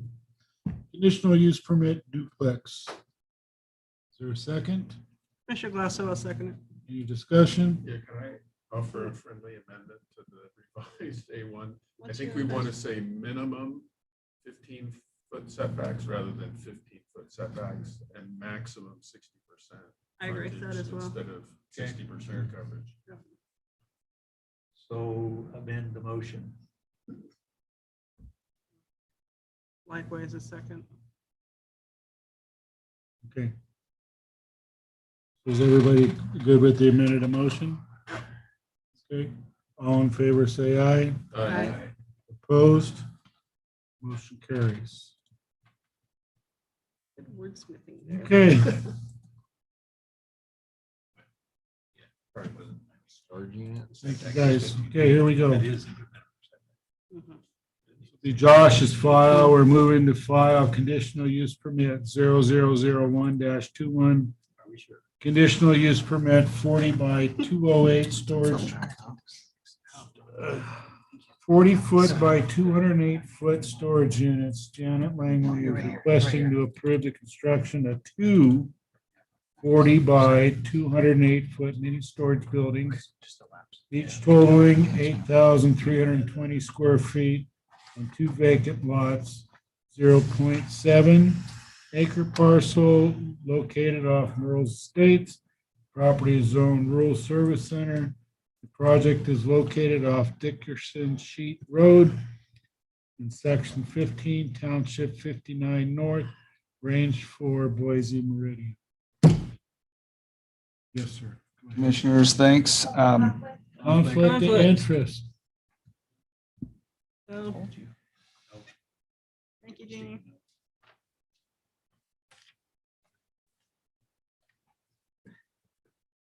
Am I good now? Yes, sir. Awesome. You've been good. Commissioners, thanks. Director Allerton spoke to me today about this presentation and expressed concern about the number of files that we had this evening, and she indicated that I should try to limit to 3 or 4 slides. I have 12 slides, but I'm going to go really fast. You have lots of time, so go ahead. We're doing good. Okay. So we're okay with the 12 then. All right. Okay. So tonight we're here to talk about conditional use permit 0001-21 Langley Properties mini storage. This is up at Priest Lake, just south of Coolin. The proposed lot use is for one large unit storage facility on each proposed lot. Each unit will be 40 foot by 208 foot. A minor land division application was submitted to create 2 lots and address the density issue that would exist if it was to remain 1 lot. We've got the legal description there. Location is off at Dickens Sheet Road in Coolin. There's the parent parcel number. There are now 2 parcel numbers as it's gone through the MLD process and been recorded. Each of those parcels are just about 7/10 of an acre, just less than 7/10 of an acre. The applicant is Janet Langley Properties LLC. The representative is Travis Hollert Glahey. And this application initially came in January, and in an effort to get things right, it took a little bit of extra time. And certainly with workload, it's been a while that we've been working on this. Josh, I have to clarify something. Yeah. First. Langley's, did you guys own a building on Baldy Mountain Road? Okay, that was another Langley Development LLC. I'm sorry. No problem. No problem. Good to check. Site data, these are platted lots off of Dickensheet Road. And Dickensheet Road, it's important to notice the road class is secondary. It's not a state highway. It's not an arterial. I get that wrong. It's a secondary. And that's important in regards to mini storage. Again, the 2 lots, 7/10 of an acre. It's in a rural service center zone, and the land use is resort community. We're going to talk about that a little bit more here in a minute. The services, private well, but there is outlay bay water and sewer that is this particular property is in that district. Fire, Coolin Kavanaugh Bay Fire, Powers, Northern Lights, School District 83. Here is a screenshot from our county GIS map, and you can see that there between the Dickensheet Road and I think it's East River Road, that those little parcels in there have been rezoned to the Rural Service Center. This is the 12-327 Rural Service Center District is established to promote the development of local commercial services in small communities to meet the needs of rural residents. I pulled up the zoning and the land use, and we're going to talk about that here. This is another screenshot from our county GIS map, and what you'll notice is that this is the land use, and that the area around Coolin is resort community. If we go back here and look at that resort community, and it's showing that the land use there is rural residential. If we go back to the map, you can see the dark blue. What that is that is a mapping error, and it's created a little bit of confusion in putting this file together, working off the GIS map. But we went back, and there was an ordinance in 2017 when all of those little tiny lots went through we do have the amendment there to that comprehensive plan in that area. So it was just simply missed. The map's wrong, but the ordinance is in place to support the resort community, just to make you aware of that. Resort community provides for urban-like densities, which lends itself to those smaller parcels, smaller lots, sorry. Urban-like densities for the area centered around the recreational areas developed for winter and water sports. And Coolin qualifies for sure. Here is a look at the minor land division that split that one lot into 2 lots. It's probably hard to see on the screen there. But it's important that we have these buildings that are quite large, and on a single lot would max out the available size. And so through the minor land division, putting each building onto its own parcel allowed for larger buildings. And that was the reason for going through that minor land division, creating those 2 smaller lots. Here's a site map and some of the stormwater. There's a lot of detail here. The engineer's done a really good job. I would bust his chops a little bit that it's hard to differentiate between the asphalt and the roof. But maybe I can get him talked into a different color that would make it easier to see where the buildings are. But the kind of checkered pattern are the roofs of the building, and that's spelled out there, 40 foot by by 208 feet. And this kind of shows where stormwater goes and runoff and fencing and setbacks. And it really is a good site plan and provides a ton of information, but got to find something to give them a hard time about.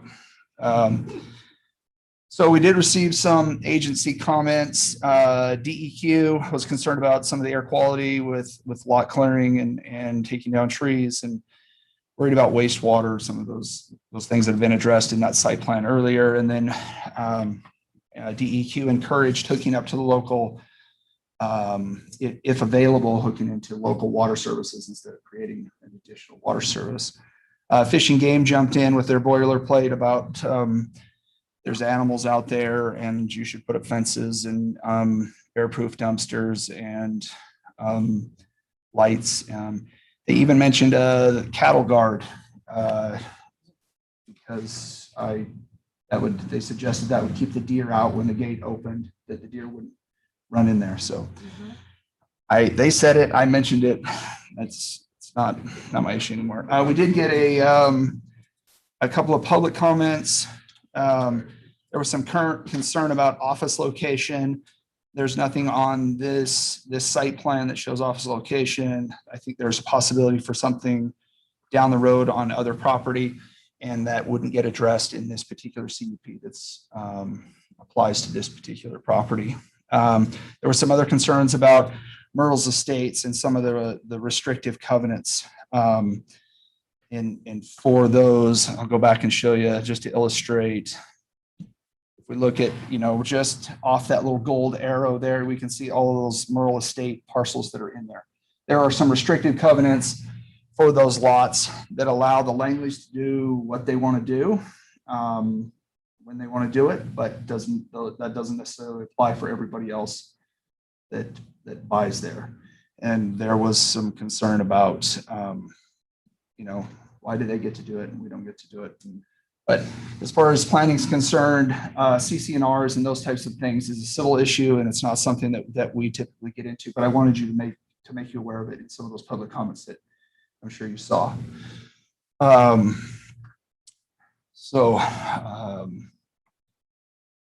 go back. I think that pretty much wraps it up, and I'll take any questions at this time.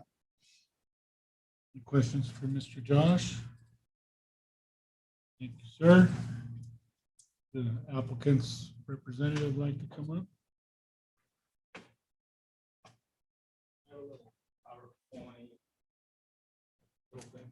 Did you? Look at me, man. Oh, no. I think it's probably in the. We'll let you wing it.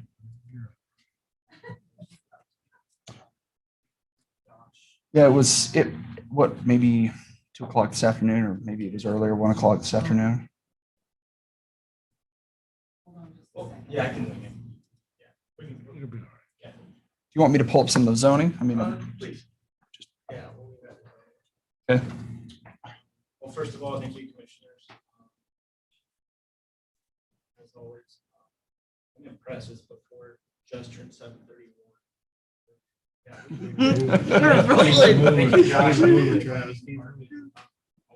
Superb job, especially by Josh. So we're applying for the conditional use permit because we are in a rural service center and we fall under the mini storage. Janet Langley's here, also with her 2 sons to show their support, and the project engineer Dan Larson's also here. In case you guys have any questions. Part of it.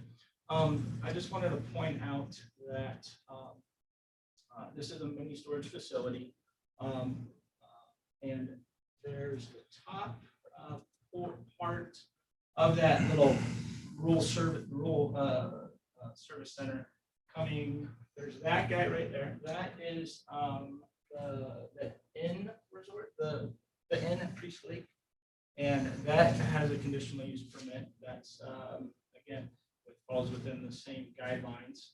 I had it all, the table and stuff for you that shows that it's a conditional use permit. Yeah.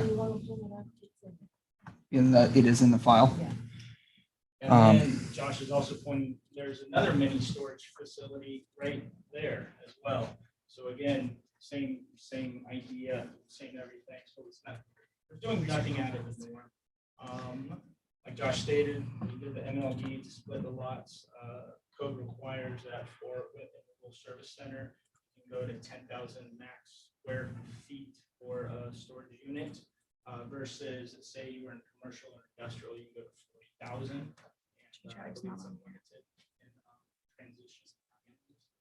But anyways, so that's the reason for that. And I wanted to point out, so there's neighboring situations. Fishing game did bring up the fences and the bear-proof trash cans and stuff. Comment we have is what's a game safe fence?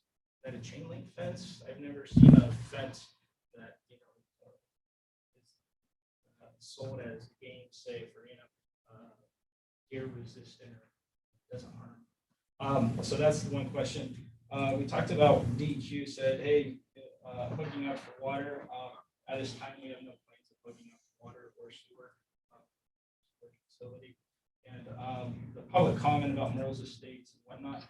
Janet Langley and her husband, they created Merle's Estates. They put that into the covenants of it. They knew down the road that they had an idea of maybe doing this at one point, and we're here now. So it's a well thought out process, project that we're asking for. So,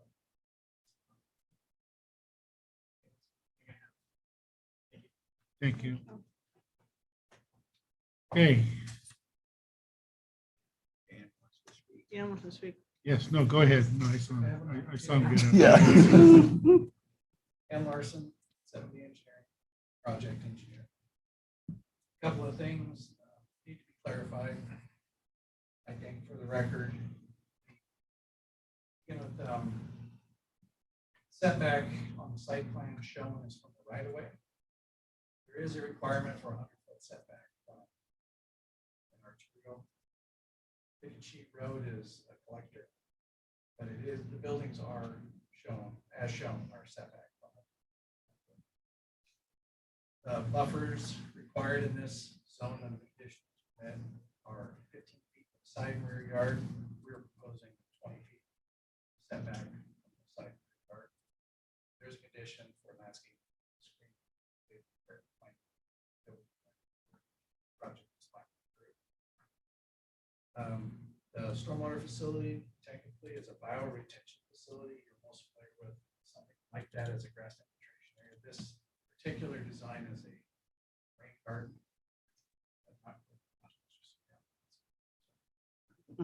This is intended to look more natural. Will be a berm place and then additional plantings. Then speaking to mapping errors, this is actually in the Coolant Sewer District. And the Coolant Sewer District has a force main that runs along the back of its property. There are no sewer services needed. There's no water district. Lots are required to get wells. And that water is hard to find right now. So this is actually a good use for the site. Same as they have.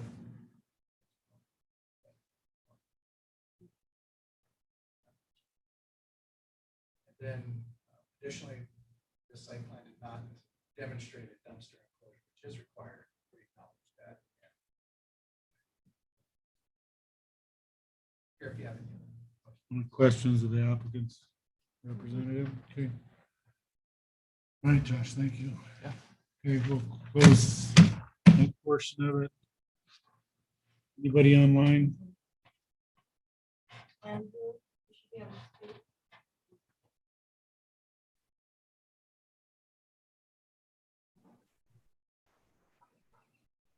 Hi, can you hear me? Yes. I was raising my hand just because I can't literally hear anyone or any of the comments, so I just was gonna make that aware. I couldn't hear the last speaker at all. Last speaker was the projects engineer, just going over some details. Okay, I guess the only comment I would have is I'm the neighbor to the direct south of the lot. And we purchased the lot. There's covenants that kind of show that these types of developments weren't allowed in the covenants. And so I guess if you can envision that we all bought these lots with that intention, kind of in the background and thinking, well, we realize what the community's kind of going to be designed for. So this comes to us as a surprise, I guess, that this type of, I guess, notice was going to come through that these structures were going to be put there. And so I just question that it's going against, I guess, what we perceived as the intention of this area of the Coolin community. And I know that there's lenience in the covenants for her to be able to do this, but I just wanted to be on the call today to express that it was interesting that it was specifically noted that these structures are not allowed in this area. And so we all signed onto these lots knowing that we're not allowed to have this type of setup for our lots. And then when all the lots are transacted, then this type of structure just comes right back in. So I feel it goes against the intention of the covenants and the community that was set up for this portion of Coolin. Okay, thank you.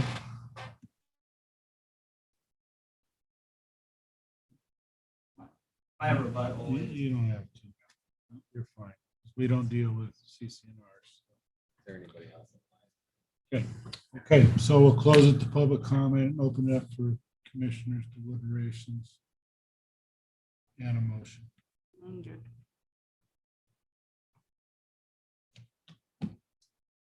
More and more boats every summer.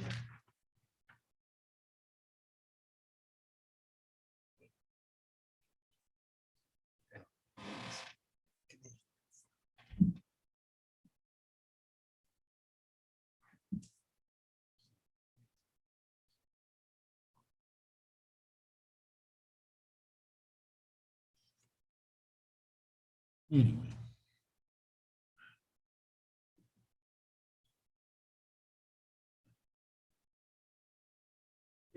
No discussion? Commissioner Glasso, I motion to approve. I move to approve this file CUP 0001-21 Langley Properties LLC to construct 2 mini storage buildings, finding that it is in accord with the general and specific objectives of the Bonner County Comprehensive Plan and Bonner County Revised Code as enumerated in the following conclusions of law, and based upon the evidence submitted up to the time of the staff report was prepared and testimony received at this hearing. I further move to adopt the following findings of fact and conclusions of law as written. The action that could be taken to obtain the conditional use permit is to complete the conditions of approval as adopted. This action does not result in taking a private property. Commissioner Glasslow has made a motion to approve CUP 0001-21 conditional use permit for 2 40 by 208 foot storage buildings. Janet Langley, is there a second? Commissioner Bradshaw, second. Any discussion? All in favor, say aye. Aye. Aye. Opposed? Motion carries.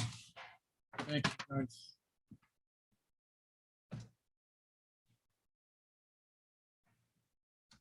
Hey, Milton's not here, so we'll just call the meeting. No, it doesn't count. No, he has to be up here in person. Good night. You want to see me in person? No. Can't hear you. Can't hear you. Bye-bye. All right, I'll be right up. No. Out of here. Some cheese with that wine? Everybody go get a piece of pie and we'll go home. Why? Why in there? Oh, yeah, Italian pie. Oh, that kind of pie. Pizza pie. Lasagna pie. But there's Okay. a little candy in someone's office. I noticed some brownies from. Yeah, we have no leftover brownies. See what's another Italian dessert besides Italian ice? What's another Italian?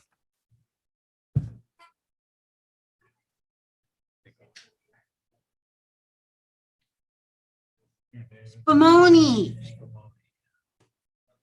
Look up that website with your phone real quick. You don't see that These much anymore. folks talk about wild arrow RF, right? This has to do with the lightning strikes. Actually, it's a pretty close site. I put my press it back in, so I'm not clang, and I knew that the microphone was going nuts on that.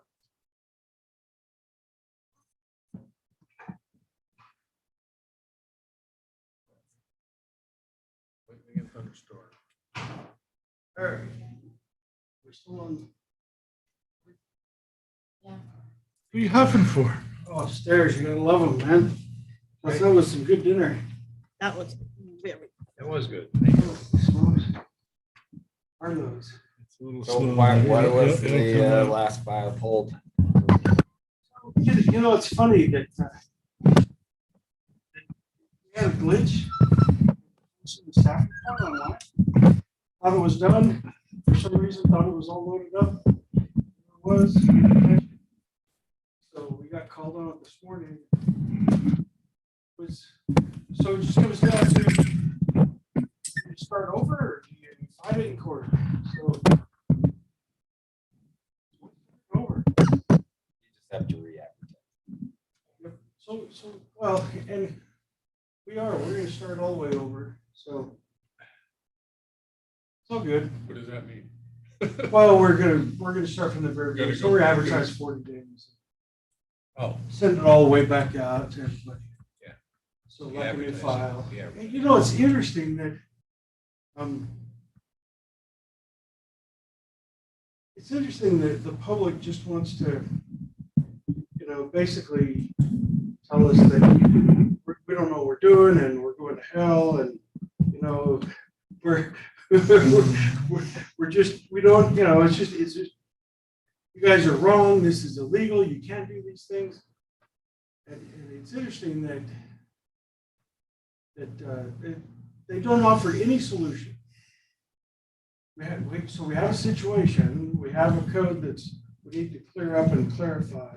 Fix. What's the solution? So offer ideas, but nothing. No, they just want to throw rocks. And so it's, so hopefully if we advertise this another month and a half, maybe it'll happen. So the challenge with it is we've got files. You know, my concern is tonight was a good night, but it was because there are conditional use permits and variances, and we've got some nights where we've got, you know, 3 zone changes and 3 AM files and zone changes. So I'd like to lessen those nights and not add more to them. And we're getting to the point where almost all the variances have come to hearing. There's still a few left, but we're not taking in variances like we used to. We're taking in zone changes and AM files, minor land divisions.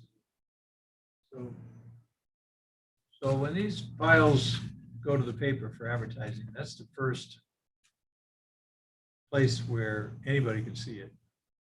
Because they're not on the web. Well, they go on the web when they go to the newspaper. So the newspaper says you can view this online. Okay. Because I was looking, I looked at one, I think it was this morning in the newspaper, so it must have been whatever went in, so it'd be for June 3rd or something, and there was something wrong with one of the files. I should have written it down.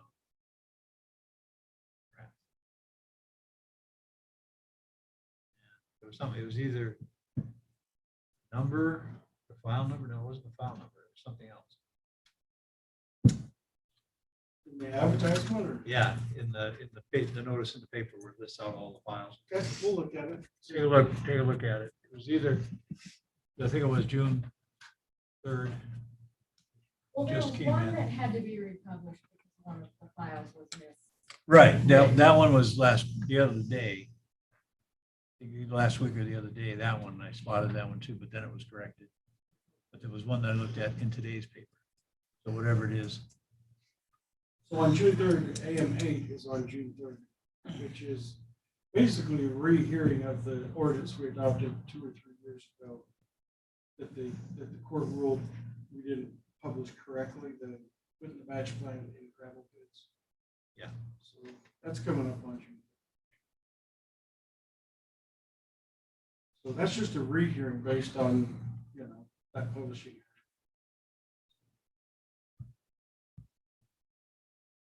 I mean, since the court shot it down and we already heard and approved it, do we have to take public comment again? Yeah. Absolutely. Best part. So We know who is in front of your that's gonna start that whole process over again? No, I have Just no so- idea what they're gonna do. And of course, we're in the process of updating the comp plan, so there's, one of our challenges, one of Bonner County's challenges is that there's no industrial zones. I mean, that are available for people. For a corporation to want to come here with even a medium-sized business, have to wait a year to get zoning. It's going to discourage them. They're going to go somewhere else. And to some degree, that's fine. But, we need to identify those areas. Well, it's gonna happen. Mhm. It's gonna happen. Yep, it is. But at the same time, it's like there's not a bunch of people that are trying to come here, that the building down the road that when they moved to South Carolina, Thorn. no one's moved in there. Oh, yeah, they have. Or And they've moved are- out because Dover requires new conditional use. Oh, they did sell it and moved in, moved out. Yep. Oh, Yep, they moved in, I moved was out, aware and of there's that. another guy looking at it. I don't know where that one's at. Mm. And the mayor moved. Tennessee? Yeah, she was No, leaving. Oh, he was leaving. Yeah, he was leaving. The old mayor. She left too. I thought I missed some good gossip about So someone the else. asphalt plant's been running for 2 weeks roughly, and I've only smelled the asphalt. For about 2 minutes. You know how close, you know how close we are to that. Yeah. It's not, doesn't make that much noise. Understand. We're gonna find a decibel meter and. See if I can- There's the door. The bottom line is, this county is noisy. I mean, And dusty. I've been out on the lake and boats zooming by in the middle of the night and trains going by. Oh, People This stop making noise. is a busy area. It's the rural character. It's a rural community, but when you got 4 different trains and, the Yeah. afterthought of recreation came long after the railroad. Yep. Is they got kind of people out with their chainsaws? Oh, yep. That tannerite. I just can't believe they still shoot with how expensive bullets are. And it's not just their chainsaw, it's the Macola chainsaw. The noisy one.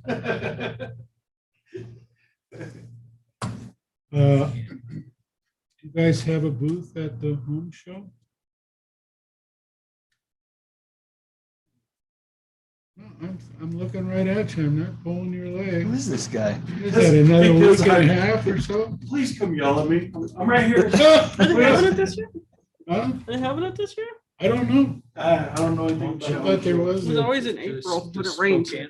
Or the one here. Oh, you're talking You about should North just sign Idaho up for builders. like the dunk tank. You can make so much money. I have to admit, the folks have been pretty good.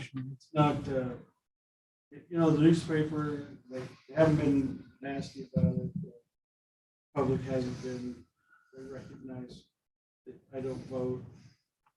So, I admit it's not been bad. Hey, we're, BOPs, we're at I don't know, we're at 554 in Friday last week. So we're probably just over 600 right now. We are at 63 MODs. We're 188 lots, so that's probably now up to 200 lots created. So the subdivision ordinance goes to the board next Wednesday, along with another zone change that is already been approved here. We'll see what they do with it.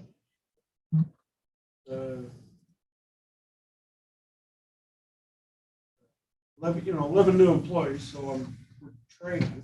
So it's not only 11 new employees, it's 13 new positions, 13 new positions, right?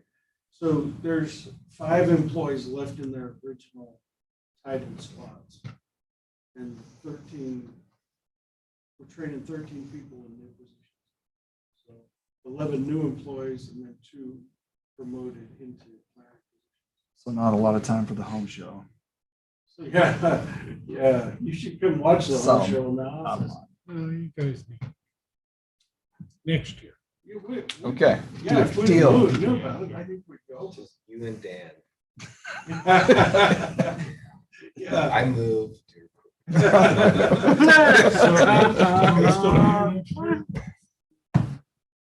So last week, the Board of County Commissioners approved DOM. Right. The vote was 2-1. Yep. So what were the discussions at the hearing? The Dan got discussions at the hearing. So in the meantime, between the 2 hearings, the public sent a cry out to DEQ and said, we want more than just a comment that says there's not going to be any environmental impacts to this area. So DEQ dug through their comprehensive plan, whatever the hell they call it, sorry, whatever they call their plan, long-range plan. And they dug through all of their stuff and they sent us a list of, these are the 6 policies and plans and whatever that we are going to review to answer these questions, right? So they went through the file again. And they reviewed those things.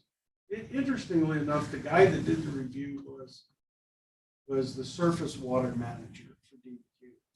And so he wrote a letter back to the county that said, hey, we've gone back and reviewed this project based on our plans, and there's not going to be any impact to Hoodoo Creek from this project. Not only that, but we actually envision in this area in the next 5 years that we expect this area to be 10-acre lots, and then those will be broke down into smaller residential lots and commercial units. And these roads will change to accommodate traffic. And we recommend that the local boards create ordinances to address these issues as they begin to happen. Some kind of language like that. So I took that letter and was kind of really surprised to get that letter. Took that letter to the board and said, we need to review this project, the staff report on this project. And so we did. We went back and that's what my presentation was to the board was I went back through and reviewed the staff report and reviewed the comp. I not really the staff report, but I reviewed the comp plan and the zoning, and it came down to a discussion of the differences between ag forest land and rural residential, and the challenge of those being so closely related and so different based on the 30% slope and this property not having the 30% slope. And so, but then quite frankly, the big hang up in the code is to talk about prime agricultural land, and what does that mean? And so I did not go into a presentation on prime ag land. I was prepared to, but I did not. And I just showed the board what the code says for the zoning ordinance, for the difference between Ag Forest 10 and Rural 5, and Rural 10 and Rural 5, and basically said, you guys need to make this decision how you want to move forward.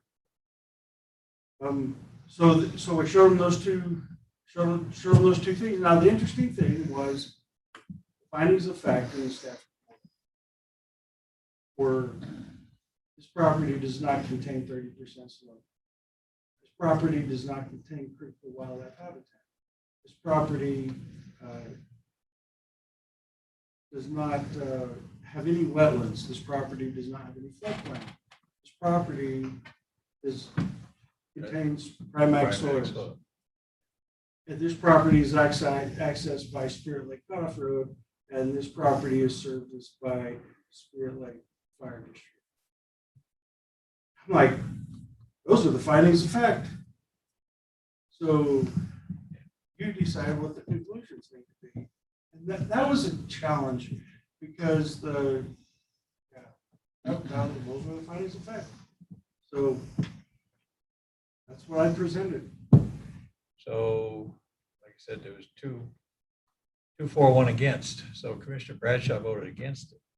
Did he, and the board's good about this, they asked, the chairman asked each commissioner what they're doing, how they're thinking, whatever. So what, do you remember what he said? What was his objection? The vote of the people. Didn't fit, Is that what he said? basically. Yeah, I think so. Yeah, didn't fit. Yeah. You can go back and watch it on YouTube anytime. Yeah. It's Just a- the it's a- last, one- just a the nail last biter. 30 minutes. During the of it. discussion, and I think it happened at the first time I heard it, they changed somehow in midstream from all fives to half fives and half tens, if I remember correctly. Yeah. I'm curious, maybe I should go watch that, find that meeting and watch it. How did that happen? All fives. What- They were looking for. I remember when it came from, so it was all fives. Yeah. But when it went to the board, it got changed. So During the meeting, as I well, right at understood. the end, kind of threw Tessa for a loop because it was not expected. I wasn't expecting that. Tessa was just like, what? And so Jeff, right at the end, he said, well, what if we compromise and we make the south half tens and the north half fives? Cut the baby in half. And the south half, as I recall, did that adjoin some big Yeah, parcel? yeah, chipped Tens. away. Yeah. Tens. And those are 10-acre lots. They're all now. tens. What do you think? Tens and 220s. Yeah. But they just went with fives in the end, right? Yeah, they were Yeah. fives in the end. So, Which was what the proposal. yeah, and because you got that's the I don't want to ruin it. edge of the seat stuff there. Well, I just wondered if it was, because those are things we talked about. We didn't go to the 5-10 split thing, but compatibility with the neighborhood. That's not a criteria, but I mean, part of their argument was, well, over here, this old plat that never got recorded, that's full of junky mobile homes. That's 5 acres and less. That was the precedent, if they will. But, yeah. Now, the variance that was approved last week, this same area, where the lady was wanting to. Oh, the two create lots, the yeah. two lots. That was over to the Yeah, west. 5 acre and a 7 acre. Yep. Right across the U.S. Forest Service property from this one. You could throw a rock and hit it. Where the neighbor showed up and said, yeah, we're in favor of this. Slingshot. If you live by a cop, you always got to be in favor. I guess.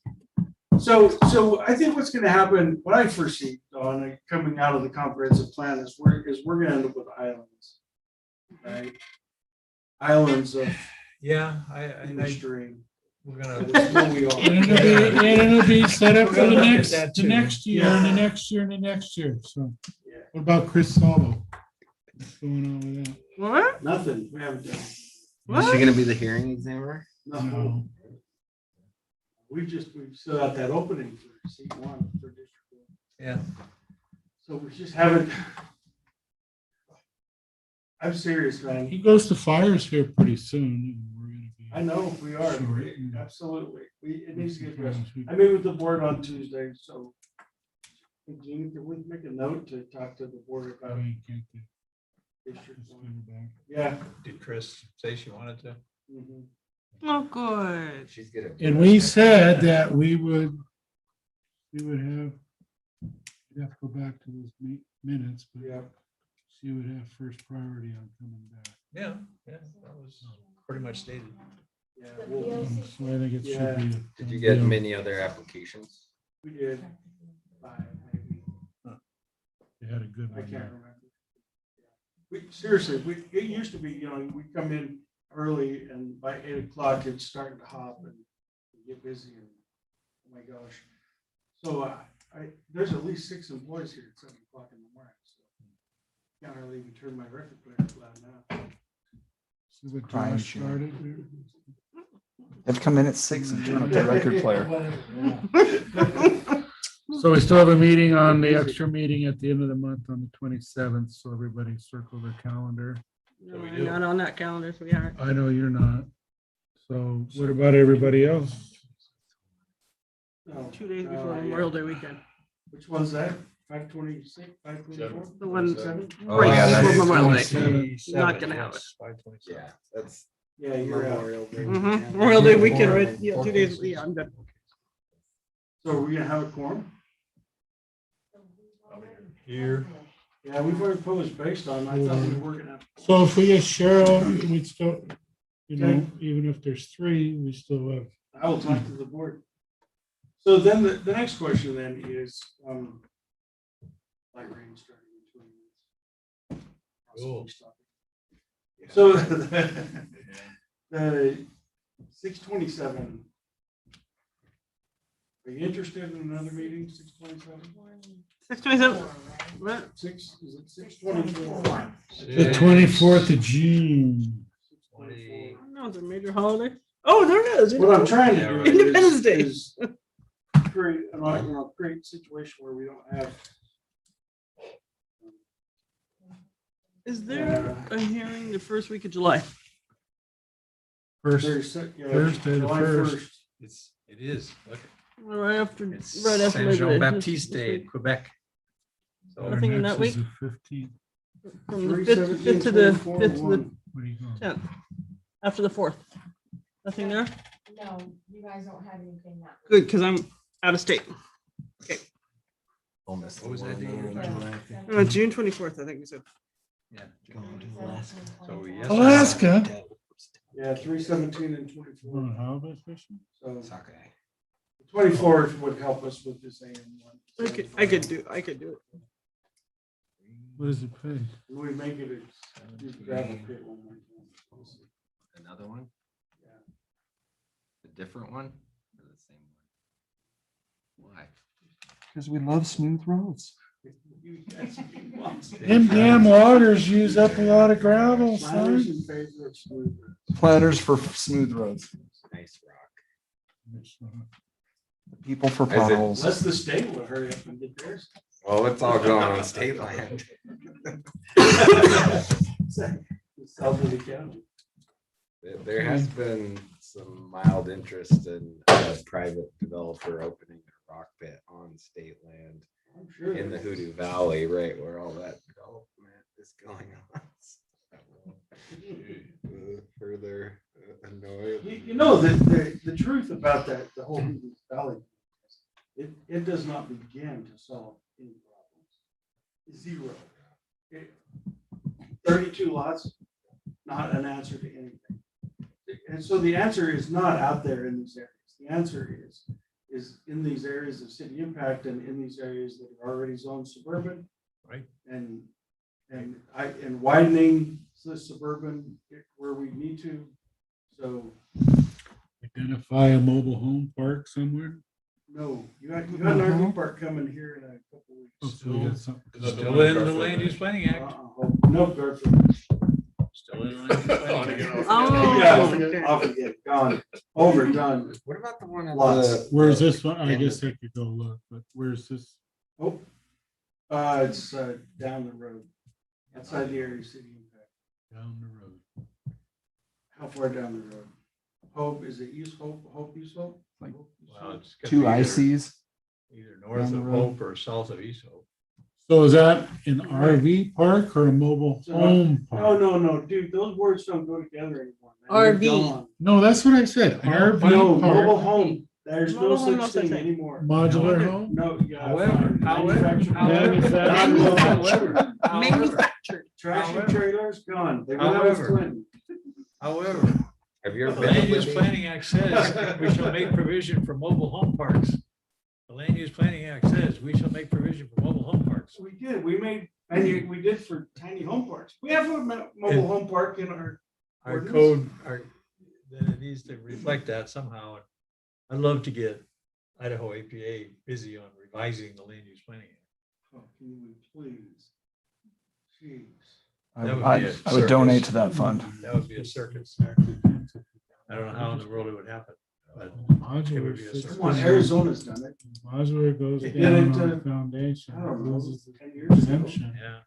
for Probably easy. tax. Time for an update. Yeah, since it's been on the books since It has to 1972. do the tax. Yes, Take it the tongue is off. so it, Just the 50 years. tax is on.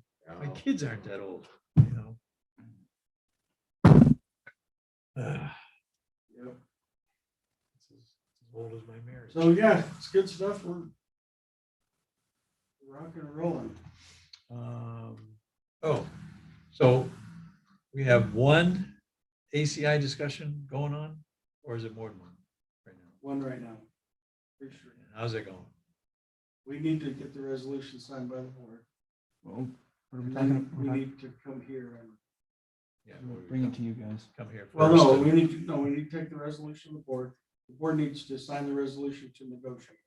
Yeah. That's their And job. then the details. And then we come here and we start to fight with Brian Quinn. Yeah. About how where's the line getting? Yeah. So he's doing a really good job over there, verifying the line of the city. So he's putting in a lot of effort, making sure where that is. And they've annexed in some more property and They have yeah, over by the to the west. industrial park. Yeah. And they're adding in 42 more lots or somewhere there. So I mean, they're Kind of north, Bodie Canyon. Bodie Yeah. Canyon area. Yeah. Oh, the old mill kind of site. northeast of Bodie Canyon. Yeah, up to Bodie Canyon Up Road. there. Yeah. It's kind of, why isn't it Priest River? There's nothing else up there. Woods. We do have some big zone changes, not, I mean, not any more than 160 acres, a couple hundred acres. 17 of it. Where are those at? Jewel Way. Wow, Oh, really? Tends to that.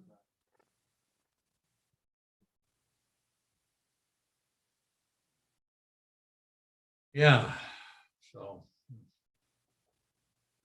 That's still the thing that we hear most from the people who come to the plan amendment, zone changes. Wait a minute, how can you do this? The plan says. They don't understand that amendments can be there, or the fact that the descriptions, the land use designations are mostly dual-headed, 10-20, 5-10, purposefully. Yeah. But it is a question. It is certainly a question, and we either got to do a better job of explaining why, or make it more finite, which is interesting. I forget whether it was more than one committee recommended in the comp plan Yes, one a acre single, designation. a single designation, AF10. This area is AF10, this area is AF20.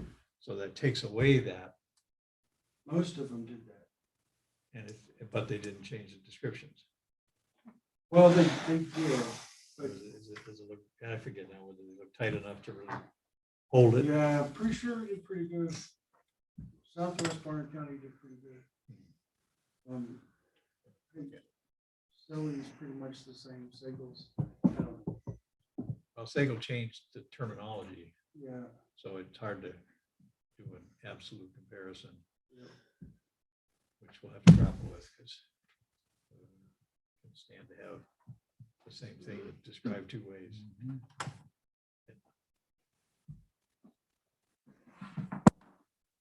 More? ask your attorney on staff. So see if they can. Really? Just someone has to put a CHD behind their name, right? Don could do that. No one ever checks that stuff. When's the last time you checked the lawyer's credentials? Yeah, you can buy those. Okay, so this meeting continued till May 20th. Downstairs conference room, 1500 Highway 2. It's 8:15. Good. Yeah, May 20th. Then we'll have another one, May 27th. Okay,